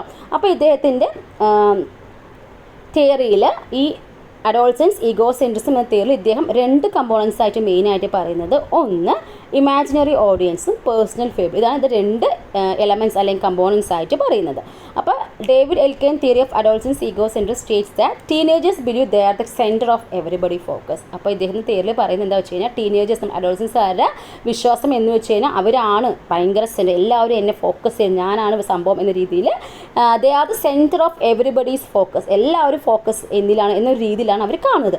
അതിനാണ് ഇദ്ദേഹം വിളിച്ചത് ഇമാജിനറി ഓഡിയൻസ് എന്നാണ് അതിന് ഇദ്ദേഹം വിളിച്ചത്. And results in young people being hyper aware of there actions and those of others. അതുകൊണ്ട് തന്നെ ഇതിന് റിസൾട്ട് എന്താണ്? അപ്പോൾ എപ്പോഴും എല്ലാവരും എന്നെ ശ്രദ്ധിച്ചുകൊണ്ടിരിക്കുന്നു, അല്ലെ എല്ലാവരും എന്നെ വാച്ച് ചെയ്തുകൊണ്ടിരിക്കുന്നു. അപ്പോൾ അവർ ശരിക്കും എന്താണ് ശരിക്കും hyper aware of their action. അവർ എന്തെങ്കിലും ചെയ്യണം, അവർ എപ്പോഴും മറ്റുള്ളവരേക്ക് നോക്കുകയല്ല, അവർ എന്നെ ശ്രദ്ധിക്കുന്നുണ്ടാവും. ആ ഒരു രീതിയിൽ നോക്കുമ്പോൾ അവർക്ക് ഭയങ്കര എന്തായിരിക്കും സംഭവിക്കുക? ഹൈപ്പർ അവെയർനെസ് ആയിരിക്കും ഉണ്ടാവുക. So young people being hyper aware of there actions ആയിരിക്കും ദോസ് ഓഫ് അതേഴ്സ്. ഇതാണ് ഇതിൽ വരുന്നൊരു കാര്യം എന്ന് പറയുന്നത്. സെക്കൻഡ് കമ്പോണൻറ്റ് എന്ന് പറയുന്നത് പേഴ്സണൽ ഫേബിൾ ആണ്. അപ്പോൾ ഇത്ര ഓർത്താൽ മതി, അവർ ഭയങ്കര യുണീക്കാണ്, എനിക്ക് ഭയങ്കര ശക്തനാണ്, അങ്ങനെ ഒരു രീതിയിലൊക്കെ കാണുന്നതാണ് ഈ പറഞ്ഞ പേഴ്സണൽ ഫേബിൾ എന്ന് പറയുന്നത്. So adolescence believe they are so unique. ഇത്ര ഒന്ന് ഓർത്താലും മതി കേട്ടോ. ഇനി ഒരു പോയിന്റും കൂടി കൊടുക്കുക, ഇൻവിസിബിലിറ്റി ഫേബിൾ എന്ന് പറയുന്നൊരു സംഭവം കൂടി ഉണ്ട്. ഇദ്ദേഹം തിയറിയിൽ പറഞ്ഞ സംഭവമാണ്. അപ്പോൾ ഇതിൽ ഉദ്ദേശിക്കുന്നത് ഇത്രയേ ഉള്ളൂ. നമുക്കറിയാം അഡോൾസൻസുകാർ ഒരു ക്യാരക്ടർ എന്ന് പറയുന്നത് അവർ ഏത് അറ്റവും പോകാൻ റെഡിയായ ആൾക്കാരാണ്. ദാറ്റ് മീൻസ് അവർക്ക് എന്താണ്, ചിലപ്പോൾ അവർ പാരൻസോ ടീച്ചേഴ്സോ ആര് പറഞ്ഞതിപ്പോൾ കേൾക്കത്തില്ല, കാരണം അതൊന്നും ഒന്നും പറ്റില്ല ടീച്ചർ, അല്ലെങ്കിൽ ഒന്നും പറ്റില്ല അമ്മ, എനിക്ക് ചെയ്യാൻ പറ്റും. അത് മീൻസ് ഏത് എക്സ്റ്റെൻറ്റ് പോകാൻ റെഡി ആയിട്ടുള്ള ആൾക്കാരാണ്. So believing that misfortunes happens to others wouldn't happen to me, എനിക്കൊന്നും സംഭവിക്കില്ല, മറ്റുള്ളവർക്ക് എനിക്കൊന്നും സംഭവിക്കില്ല എന്നൊരു മെൻറ്റാലിറ്റി ഉള്ള ആൾക്കാരാണ്. So nothing bad can happen, ഒരു തെറ്റായിട്ട് എനിക്കൊന്നും സംഭവിക്കില്ല എന്നൊരു രീതിയിലുള്ള ആൾക്കാരാണ് അഡോൾസൻസുകാർ എന്ന് പറഞ്ഞത്. സോ അതിനാണ് ഇദ്ദേഹം ഇൻവിസിബിലിറ്റി ഫേബിൾ എന്ന് ഇദ്ദേഹം ഉദ്ദേശിച്ചത്. അപ്പോൾ ഇവിടെയാണ് റിസ്ക് ടേക്കിംഗ് ബിഹേവിയർ എല്ലാം വരുന്നത് ഈ ഒരു സംഭവത്തിലാണ് കേട്ടോ. അപ്പോൾ നോക്കുക, നത്തിങ് ബാഡ് ക്യാൻ ഹാപ്പൻ എന്നൊരു മെൻറ്റാലിറ്റി ആണെങ്കിൽ അത് ഈ പറഞ്ഞ ഇൻവിൻസിബിലിറ്റി ഫേബിളിൽ വരുന്ന ഒരു സംഭവമാണ് കേട്ടോ. അപ്പോൾ ഇവർ റിസ്ക് ടേക്കിംഗ് ബിഹേവിയർ എല്ലാം കാഴ്ചവെക്കുന്നത് അതുകൊണ്ടാണ് എന്നാണ് ഡേവിഡ് എൽക്കിൻഡ് പറയുന്നത്. അപ്പോൾ സിമ്പിളായിട്ടൊന്ന് ഓർത്ത് വയ്ക്കുക, എല്ലാവരും എന്നെ വാച്ച് ചെയ്യണം, എവരി വൺ ഈസ് വാച്ചിങ് എന്നാണെങ്കിൽ അത് ഇമാജിനറി ഓഡിയൻസ് എന്ന കമ്പോണൻറ്റിൽ വരുന്നതാണ്. ഐ ആം സോ യുണീക്കാണ് എന്ന് പറയുകയാണെങ്കിൽ പേഴ്സണൽ ഫേബിൾ എന്ന് ഓർത്ത് വയ്ക്കുക. നത്തിങ് ബാഡ് ക്യാൻ ഹാപ്പൻ ആണെങ്കിൽ ഇൻവിസിബിലിറ്റി ഫേബിൾ. ഓക്കെ ആണല്ലോ. അപ്പോൾ ഇതിൻ്റെ എല്ലാം ഡീറ്റെയിൽഡ് ക്ലാസ് നമ്മൾ ചെയ്തിട്ടുണ്ട്, അപ്ഡേറ്റഡ് ക്ലാസ്സിൽ കാണാൻ പറ്റും കേട്ടോ. ഇനി which is the least consider in the teaching learning process? Demonstration of experiments, lecturing in impressive manner, scolding and punishing the students, usage of whiteboard or blackboard in the classroom. The least considered in the learning process എന്താണ്? നമുക്കറിയാം, learning process ലീസ്റ്റായിട്ട് നോക്കാൻ പറ്റുന്ന ഒരു ഡൗട്ടും വേണ്ട, കുട്ടികളെ ചീത്ത പറയുക, പണിഷ് ചെയ്യുക എന്നുള്ളത്. Scolding and punishing the students. റെഡിയല്ലേ? ഇനി അടുത്തത് നോക്കാം. The method of learning operant conditioning was proposed. അപ്പോൾ ഓപ്പറന്റ് കണ്ടീഷനിങ് തിയറി ആരുടെയാണ്? ഓപ്ഷൻസ് ഒന്നും നമുക്ക് വേണ്ട, കറക്റ്റേ നമുക്കറിയാം. ആക്ടിൻ ഓപ്ഷൻ ബി ആണ്, സ്കിന്നർ ആണ് അല്ലേ. ഇനി അടുത്തത്, 2 students have same IQ, which of the following cannot be correct. അപ്പോൾ 2 കുട്ടികൾക്ക് ഒരേ IQ ആണ്, പക്ഷേ താഴെ തന്നതിൽ ഏതാണ് കനോട്ട് ബി കറക്റ്റ് എന്നാണ് ചോദിച്ചിരിക്കുന്നത്. Both can have same chronological ഏജും മെൻ്റൽ ഏജും. Then both can have different chronological age and mental age. One is elder than the other. Then both can have same chronological age but different mental age. അപ്പോൾ 2 സ്റ്റുഡൻസിനും same IQ വരണമെങ്കിൽ താഴെ തന്നതിൽ ഏതാണ് പറ്റാത്തൊരു statement എന്നാണ് ചോദിച്ചിരിക്കുന്നത്. Answer option D ആണ് വരുന്നത്. Both can have same chronological age. അപ്പോൾ നമുക്കറിയാം IQ കാണാനുള്ള ഇക്വേഷൻ എന്താണ്? IQ = MA/CA into 100 ആണ് കേട്ടോ. MA/CA into 100. അപ്പോൾ നമ്മൾ മാക്സിമം ഇങ്ങനെ ഒരു ക്വസ്റ്റ്യൻ കാണുമ്പോൾ ചിലപ്പോൾ നമുക്ക് കൺഫ്യൂഷൻ കാണും. കാരണം വെച്ചാൽ നമ്മൾ എന്ത് ചെയ്യും, ചെറിയ നമ്പേഴ്സൊക്കെ സാധാരണ നമ്പേഴ്സ് വെച്ച് നോക്കും, ഓരോ സ്റ്റേറ്റ്മെൻറ്റ് കറക്റ്റ് ആണോ എന്ന് നോക്കും, ഇനി നമ്മൾ ആൻസറിലോട്ട് എത്താൻ പറ്റും അല്ലേ. അപ്പോൾ നോക്കുക, എല്ലാവർക്കും ഇവിടെ ബോത്ത് ക്യാൻ ഹാവ് സെയിം. ഇപ്പോൾ 2 കുട്ടികൾക്കും ക്രോണോളജിക്കൽ ഏജും മെൻ്റൽ ഏജും സെയിം ആണെങ്കിൽ ഓഫ് കോഴ്സ് നമുക്കറിയാം എന്തായിരിക്കും IQ എന്ന് പറയുന്നത് സെയിം ആയിരിക്കും അല്ലേ. അപ്പോൾ ആദ്യത്തെ സ്റ്റേറ്റ്മെൻറ്റ് ഓക്കെ ആണ്. ഇനി അടുത്ത് നോക്കാം. Both can have different chronological age and mental age. രണ്ടുപേർക്കും വ്യത്യസ്ത 2 ഏജ്. അപ്പോൾ നമുക്കൊരു എക്സാമ്പിൾ എടുക്കാം അല്ലേ. Let take the students. ഇപ്പോൾ ഒരു കുട്ടിയുടെ ക്രൊണോളജിക്കൽ ഏജ് 10ഉം വേറൊരു കുട്ടിയുടെ 12ഉം. അപ്പോൾ ഇത്തരം മെൻ്റൽ ഏജ് നോക്കൂ 12ഉം വേറൊരു കുട്ടിയുടെ ഞാൻ 14.4 ആണ് എടുത്തേക്കുന്നത്. അപ്പോൾ നോക്കുക, അപ്പോൾ IQ കാൽക്കുലേറ്റ് ചെയ്യുവാണ് നമുക്ക് എങ്ങനെ കിട്ടുമെന്ന് അറിയോ, 2 പേർക്കും ഒരുപോലെ കിട്ടും കേട്ടോ. അപ്പോൾ നിങ്ങൾ ഒരു സ്റ്റേറ്റ്മെൻറ്റ് ഒന്ന് മനസ്സിലാക്കി വെച്ചേക്കുക. Both can have different chronological age and mental age. അപ്പോൾ ക്രോണോളജിക്കൽ ഏജും മെൻ്റൽ ഏജും ഡിഫറെൻ്റ് ആണെങ്കിൽ പോലും സംടൈംസ് എന്താവാറുണ്ട്, IQ എന്ന് പറയുന്നത് സെയിം ആവാറുണ്ട്. അപ്പോൾ അതിന് എക്സാമ്പിളാണ് ഈ പറഞ്ഞ സംഭവം കേട്ടോ. അപ്പോൾ ഇത് പെട്ടെന്ന് നമുക്ക് കിട്ടാറില്ല, കാരണം നമ്മൾ ഇങ്ങനെ ഈ നമ്പേഴ്സ് ഒന്നും വെച്ച് നമ്മൾ നോക്കാറില്ല അല്ലേ. കാരണം നമ്മൾ സാധാരണ കാൽക്കുലേറ്റ് ചെയ്ത് നോക്കുമ്പോൾ ഈ 14.4 എന്ന രീതിയിൽ നമ്മൾ നോക്കാറില്ല. ഒരു കൺഫ്യൂസ്ഡ് ആയിട്ടൊരു സംഭവം തന്നെയാണ് ഈ ഒരു ക്വസ്റ്റ്യൻ. പക്ഷേ ജസ്റ്റ് നിങ്ങൾ എന്ത് ചെയ്യുക, ഇനി എക്സാം എഴുതാൻ പോകുന്നവർ എന്ത് ചെയ്യുക, ഇങ്ങനത്തെ ഒരു ഡയലോഗ് ഒന്ന് ഓർത്ത് വെച്ചേക്കുക. Both can have different chronological ഏജും മെൻ്റൽ ഏജും ആണെങ്കിലും IQ എന്താവാം, സെയിം ആവാം എന്നൊരു കൺസെപ്റ്റ് മനസ്സിലാക്കി വെച്ചേക്കുക. ഇനി നോക്കൂ, 1 is elder than the other. ഒന്ന് വേറൊരാളെ എൽഡറാണ്, ശരിയല്ലേ. ഇവിടെ നോക്കുക, ഒരാളുടെ ഏജ് എന്ന് പറയുന്നത് ഇവിടെ ക്രൊണോളജിക്കൽ ഏജ് 10 ആണ്, ഒരാളെ 12 ആണ്. സോ നമുക്ക് ഇതിൽ നിന്ന് നമുക്ക് മനസ്സിലാക്കാൻ പറ്റും, ഇങ്ങനെയാണെങ്കിൽ നമുക്ക് എന്താവും, ഈ പറഞ്ഞ സെയിം ആയിട്ട് IQ നമുക്ക് കാണാൻ സാധിക്കും, ശരിയല്ലേ. അപ്പോൾ ആൻസർ എന്ത് തന്നെയാണ്, ഓപ്ഷൻ ഡി. നമുക്കറിയാം IQ ആണ് ഇക്വേഷൻ തന്നെ MA/CA/100 ആണ്. Both can have same chronological ഏജും ഡിഫറെൻറ്റ് മെൻ്റൽ ഏജ് ആകുമ്പോൾ എന്താവും IQ എന്ന് പറയുന്നത് എന്തായിരിക്കും, ഡിഫറെൻറ്റ് തന്നെ ആയിരിക്കും. സോ ഇപ്പോൾ two students have same IQ എന്നാവണം എന്നാണ് പറയുന്നത്. അപ്പോൾ ആൻസർ ശരിയായല്ലോ അല്ലേ, ക്ലിയർ ആയെന്ന് വിശ്വസിക്കുന്നു. ആൻസർ ഓപ്ഷൻ ഡി ആണ്. ഇനി അടുത്തൊരു ക്വസ്റ്റ്യനിലോട്ട് പോവാണേ. ഇത് മാച്ച് ദ ഫോളോയിങ് ആണ്. Theory of identical elements, theory of generalization, theory of ideals. Thorndike, Charles Judd, WC Bagley. ഇത് നമ്മൾ ക്ലാസ്സിലൊക്കെ ഡിസ്കസ് ചെയ്തൊരു സംഭവം തന്നെയായിരുന്നു. അപ്പോൾ ഒരു ആൻസർ എന്ന് പറയുന്നത് തിയറി ഓഫ് ഐഡൻറ്റിക്കൽ എലമെൻറ്റ്സ് എന്ന് പറയുന്നത് ആരുടെയാണ്, തോണ്ടേക്കിൻ്റെ തന്നെയാണ്. തിയറി ഓഫ് ജനറലൈസേഷൻ എന്ന് പറയുന്നത് ചാൾസ് യുഡിൻ്റെ തന്നെയാണ്. തിയറി ഓഫ് ഐഡിയൽസ് എന്ന് പറയുന്നത് WC ബാഗ്ലിയുടെ തന്നെ. ആൻസർ എന്ന് പറയുന്നത് എന്താണ്, ആൻസർ ഓപ്ഷൻ എ തന്നെയാണ് കേട്ടോ. അപ്പോൾ ഇത് ഏത് ഭാഗത്ത് നിന്നാന്ന് കുറച്ച് പേര് അറിയാത്തവരുണ്ടെങ്കിൽ ഒന്ന് ശ്രദ്ധിക്കുക. ഇത് ട്രാൻസ്ഫർ ഓഫ് ലേണിങ്ങിലെ theories of transfers of learning എന്ന് പറഞ്ഞ ടോപ്പിക് ഉണ്ട്, അതിൽ വരുന്നതാണ്. അപ്പോൾ ഇത് കുറച്ചായിട്ട് ഒരു 2023 അങ്ങോട്ട് ഇങ്ങോട്ട് എപ്പോഴും ചോദിക്കുന്ന സമയം. പക്ഷേ നമ്മുടെ ചാനലിൽ ഇത് ഓൾറെഡി നമ്മുടെ ക്ലാസ് എടുക്കുന്ന സമയത്ത് തന്നെ നമ്മളിത് ചെയ്തിട്ടുണ്ട്. അപ്പോൾ ഇത് ഡീറ്റെയിൽ ആയിട്ട് പഠിച്ച് വെച്ചേക്കുക. ഇത് റിപ്പീറ്റായി ചോദിക്കുന്നതാണ്. ഇതിൻ്റെ പേരിൽ കുറേ സംഭവങ്ങളുണ്ട്. അപ്പോൾ ജസ്റ്റ് ഒന്ന് ബ്രീഫായിട്ട് ഒന്ന് എക്സ്പ്ലെയിൻ ചെയ്യാം. അപ്പോൾ ഈ theories of transfer of learning എന്ന് പറയുന്നതിൽ കുറേ തിയറീസ് വരുന്നുണ്ട്. അതിൽ ഫാക്കൽറ്റി തിയറി കൊണ്ടൊരു തിയറി ഉണ്ട്. അപ്പോൾ ഇതിൽ പറയുന്നത് ആ പേര് പോലെ തന്നെ ഈ ഒരു ഫാക്കൽറ്റി തിയറി അല്ലെങ്കിൽ ഫോർമൽ ഡിസിപ്ലിൻ എന്നും പറയാറുണ്ട്. According to faculty theory, human mind is composed of so many independent faculties like memory, attention, imagination, reasoning, judgement, etcetera. These faculties can be strengthened through exercise or practice. Such properly strengthened faculties later on function automatically in all situations and areas in which they are involve. അപ്പോൾ ഇത്രയേ ഉള്ളൂ, വലിയ സംഭവം എന്നല്ല കേട്ടോ. ഒരു faculty theory പറയും നമ്മുടെ ഹ്യൂമൻ മൈൻഡ് എന്ന് പറയുമ്പോൾ കുറേ ഫാക്കൽറ്റീസ് ഉണ്ട്. ഫാക്കൽറ്റീസ് എന്ന് ഉദ്ദേശിച്ചത് നമ്മുടെ മെമ്മറിനെയും അറ്റൻഷനെയും ഇമാജിനേഷനെയും നമ്മുടെ റീസണിങ്, ജഡ്ജ്മെൻറ്റും ഒക്കെ ഇതിനെയാണ് ഇൻഡിപെൻഡൻറ്റ് ഫാക്കൽറ്റീസ് എന്ന് ഉദ്ദേശിച്ചത്. അപ്പോൾ ഇതെല്ലാം നമുക്ക് എന്ത് ചെയ്യാൻ പറ്റും, ഈ ഫാക്കൽറ്റീസിനൊക്കെ നമുക്ക് എന്ത് ചെയ്യാൻ പറ്റും, സ്ട്രെങ്തേൺ ചെയ്യാൻ പറ്റും. എങ്ങനെ, ത്രൂ എക്സസൈസ് ഓർ പ്രാക്ടീസിലൂടെ എക്സസൈസിലൂടെ ഈ പറഞ്ഞ നമ്മുടെ മെമ്മറിയും അറ്റൻഷനും എല്ലാം നമുക്ക് സ്ട്രെങ്തൻ ചെയ്തെടുക്കാൻ പറ്റുമല്ലോ. ഇങ്ങനെ പ്രോപ്പറായിട്ട് നമ്മൾ സ്ട്രെങ്തൻ ചെയ്യുന്ന ഫാക്കൽറ്റീസ് പിന്നീട് ഒരു സമയം വരുന്ന സമയത്ത് ഓട്ടോമാറ്റിക്കലി അത് ഫംഗ്ഷൻ ചെയ്യുമെന്നാണ് പറയുന്നത്. ഇതിനെയാണ് തിയറി ഓഫ് ഫോർമൽ ഡിസിപ്ലിൻ അല്ലെങ്കിൽ ഫാക്കൽറ്റി തിയറി എന്ന് പറയുന്നത്. ക്ലിയർ ആയല്ലോ. ഇനി തിയറി ഓഫ് ഐഡിയൽസ് നമ്മുടെ ആദർശങ്ങൾ കേട്ടോ. ഇത് കൊണ്ടുവന്നത് WC ബാഗ്ലി, നമ്മൾ ചോദിച്ച ക്വസ്റ്റ്യൻ ആയോ കേട്ടോ. WC ബാഗ്ലി ആണ്. അപ്പോൾ ഇതിൽ പറയുന്നത് വെൻ ഐഡിയൽസ് ആണ് കേട്ടോ. Ideals R stressed then transfer of learning can be taken. ഇപ്പോൾ സംഭവം ഐഡിയൽസ് നമ്മൾ പഠിപ്പിക്കുന്ന സമയത്തായിക്കോട്ടെ, ട്രാൻസ്ഫർ ഓഫ് ലേണിംഗ് സമയത്തായിക്കോട്ടെ, നമ്മൾ ഐഡിയൽസ് നമ്മുടെ ആദർശങ്ങൾക്ക് ഇമ്പോർട്ടൻസ് കൊടുക്കുകയാണെങ്കിൽ അത് it helps to transfer of ലേണിങ്ങിനെ ഈസി ആക്കുമെന്നാണ് പറയുന്നത്. സോ ഐഡിയൽസ് ലൈക്ക് നമ്മൾ ഈ പറഞ്ഞ honesty, truthfulness, love can be transferred in this theory. അപ്പോൾ ഈ തിയറിയിലൂടെയാണ് നമുക്ക് പറയുന്നത്, അല്ലെങ്കിൽ ഈ ഒരു രീതിക്ക് നമുക്ക് ഹോണസ്റ്റിയും ട്രൂത്ത്ഫുൾനെസ്സും ലവ് എല്ലാം നമുക്ക് എന്ത് ചെയ്യാൻ പറ്റും, ideals like can be transferred in this theory എന്ന് പറയുന്നുണ്ട്. ഓക്കെ, അപ്പോൾ നമ്മൾ ഐഡിയൽസിന് ഇമ്പോർട്ടൻസ് കൊടുക്കുകയാണെങ്കിൽ അവിടെ ട്രാൻസ്ഫർ ഓഫ് ലേണിംഗ് പോസിബിൾ ആവും എന്ന് പറയുന്നത് WC ബാഗ്ലിയാണ്. അങ്ങനെ ഓർത്താൽ മതി കേട്ടോ.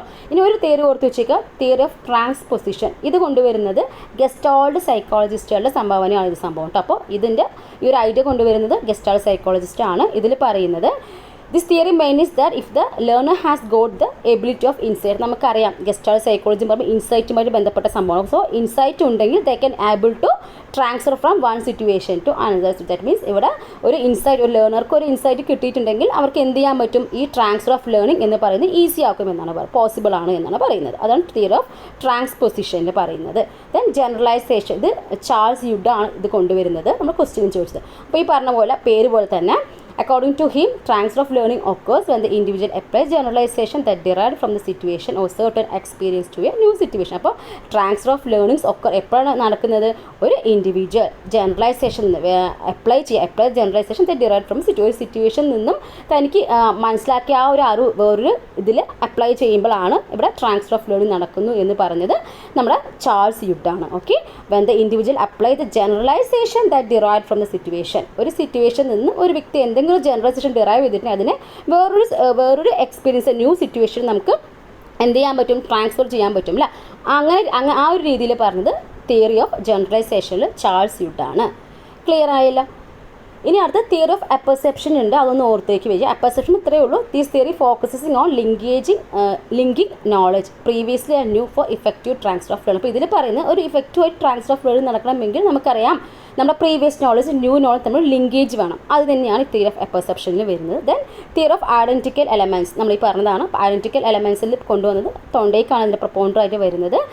in which the theory suggests that transfer from one situation to another is possible. അപ്പോൾ ഒരു സിറ്റുവേഷനിൽ നിന്ന് വേറൊരു സിറ്റുവേഷൻ ലേണിംഗ് ട്രാൻസ്ഫർ നടക്കണമെങ്കിൽ to the what extent there are some common or identical elements എന്ന് വെച്ചാൽ അപ്പോൾ ഒരു ഐഡൻറ്റിക്കൽ എലമെൻറ്റ്സ്, അപ്പോൾ സിറ്റുവേഷൻസിൽ ഐഡൻറ്റിക്കൽ എലമെൻറ്റ്സ് ഉണ്ടെങ്കിൽ അവിടെ എന്താവും, ട്രാൻസ്ഫർ ഓഫ് ലേണിംഗ് നടക്കാൻ ഈസിയാണ് എന്ന രീതിയിലാണ് പറയുന്നത്. So transfer from one situation to another is possible. ശ്രദ്ധിക്കുക, വൺ സിറ്റുവേഷൻ നിന്ന് അനദർ സിറ്റുവേഷൻ പോസിബിൾ ആണ് to the extent that there are common or identical elements. അപ്പോൾ ഐഡൻറ്റിക്കൽ എലമെൻറ്റ്സ് ഉണ്ടെങ്കിൽ ട്രാൻസ്ഫർ ഓഫ് ലേണിംഗ് നടക്കുമെന്ന രീതിയിൽ പറഞ്ഞു. അങ്ങനെ ഓർത്താലും മതി. അത് തിയറി ഓഫ് ഐഡൻറ്റിക്കൽ എലമെൻറ്റ്സ് പറയുന്നത് തോണ്ടേക്കാണ്. ക്ലിയർ ആയല്ലോ. അപ്പോൾ ഇത്രയേ ഉള്ളൂ. ഇനി അടുത്ത question, which of the following is not an advantage of computer assisted intelligence. CAIയുടെ അഡ്വാൻറ്റേജ് അല്ലാത്തത് ഏതാണ്? Easy handling of text and multimedia content, easy practice of multiple choice questions, immediate feedback can be taken, counselling for students who faces mental problem can be easily. അപ്പോൾ നമ്മൾ computer assistant ഇൻസ്ട്രക്ഷൻ്റെ advantage അല്ലാത്തത് ഏതാണ് എന്നാണ് ചോദിച്ചേക്കുന്നത്. ഇപ്പോൾ ഏതായിരിക്കും? Option D തന്നെയാണ്. നമുക്കറിയാം computer assisted ഇൻസ്ട്രക്ഷനിലൂടെ നമുക്ക് easily practice of multiple choice questions നമുക്ക് പറയാം, ഇമീഡിയറ്റ് ഫീഡ്ബാക്ക് പറയാം. പക്ഷെ നമുക്ക് ഈ കൗൺസിലിംഗ് അല്ലെങ്കിൽ മെൻ്റൽ പ്രോബ്ലംസ് അങ്ങനെ റിലേറ്റ് ചെയ്ത് നമുക്ക് ഒരിക്കലും പറയാൻ സാധിക്കില്ല. സോ ആൻസർ ഓപ്ഷൻ ഡി ആണ് കേട്ടോ. Counselling for students who faces mental problems can be easily done എന്നുള്ളതാണ്. അപ്പോൾ ജനറലായിട്ട് വരുന്നൊരു ക്വസ്റ്റ്യൻ നമ്മളൊന്ന് നോക്കിക്കഴിഞ്ഞാൽ നമുക്ക് കിട്ടാവുന്നതേ ഉള്ളൂ. ഇനി അടുത്ത ലാസ്റ്റ് ക്വസ്റ്റ്യൻ ആണ്. അപ്പോൾ മതിയായോ? കുറേ സമയമായോ? മതിയായോ? അപ്പോൾ എന്തെങ്കിലും കഴിഞ്ഞു, ക്വസ്റ്റ്യൻസ് കഴിഞ്ഞു കേട്ടോ. Assumptions in lifespan perspective, LSP on the development are development is lifelong, development is unidirectional, biological, cognitive and socio-emotional processes are interwoven in development, skills and abilities can be improved throughout the lifespan. അപ്പോൾ options നോക്കാം. 1 2 3 4 1 3 4 1 2 3 and 1 3 4. അപ്പോൾ answer option B ആണ് കേട്ടോ. അപ്പോൾ ഈ life span പെർസ്പെക്റ്റീവിൽ വരുന്നത് ഈ രണ്ടാമത്തെ ഓപ്ഷൻ വരില്ല, ബാക്കിയെല്ലാം വരും കേട്ടോ. 1 3 4 ആണ് വരുന്നത്. ആൻസർ ഓപ്ഷൻ ബി ആണ് റൈറ്റ് ആൻസർ. അപ്പോൾ ഇതും കൂടി ഒന്ന് പറഞ്ഞിട്ട് നമുക്കൊരു ക്ലാസ് നിർത്താം. കാരണം ഇത് രണ്ടാക്കണ്ട, ഒറ്റ ക്ലാസ്സിൽ എല്ലാം പറഞ്ഞു കഴിഞ്ഞാൽ നിങ്ങൾക്ക് പഠിക്കാൻ ഈസിയാവും എന്ന് കരുതിയിട്ടാണ് കേട്ടോ ഒറ്റ ക്ലാസ്സിൽ ലെങ്തി ആയിട്ട് എടുക്കുന്നത്.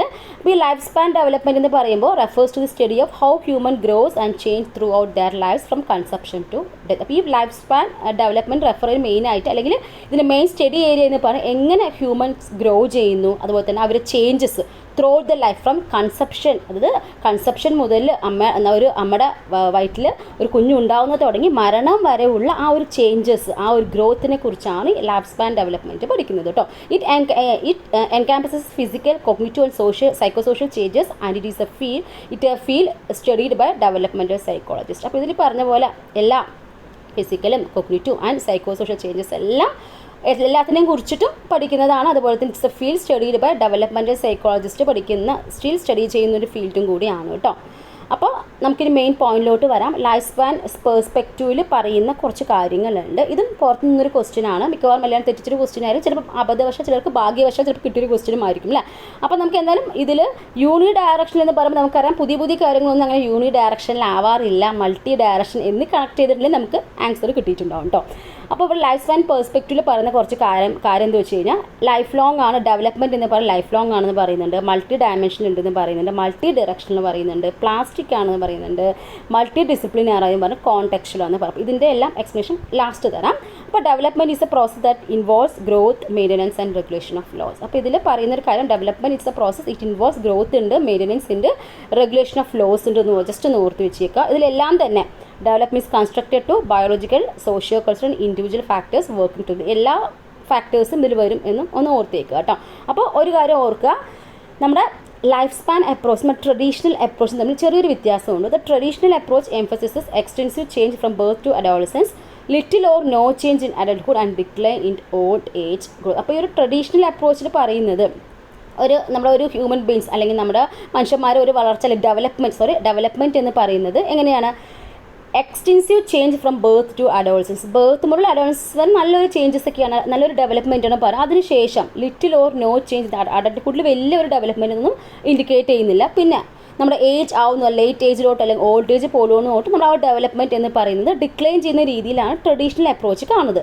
പക്ഷേ ഈ ലൈഫ് സ്പാൻ അപ്രോച്ച് എന്ന് പറയുന്നത് emphasis development changing during adulthood as well as child. അപ്പോൾ അഡൾട്ട്ഹുഡിലും ചൈൽഡ്ഹുഡിലും എല്ലാം ഒരു ഹ്യൂമൻ ബീങ്സിൻ്റെ ഫ്രം കൺസെപ്ഷൻ ടു ഡെത്ത് വരെയുള്ള ഡെവലപ്മെൻ്റ് ആണ് ഈ ഒരു ലൈഫ് സ്പാൻ അപ്രോച്ചിൽ ഫോക്കസ് ചെയ്യുന്നത്. അപ്പോൾ ഇവർ 3 ഹ്യൂമൻ ഡെവലപ്മെൻറ്റ് 3 ഗോൾസ് ആയിട്ട് പറയുന്നത് മെയിൻ്റനൻസും ഗ്രോത്തും റെഗുലേഷനുമാണ്. അപ്പോൾ ജസ്റ്റ് എങ്ങനെ ചോദിക്കാമെന്ന് ഓർത്ത് വയ്ക്കാൻ മാത്രം.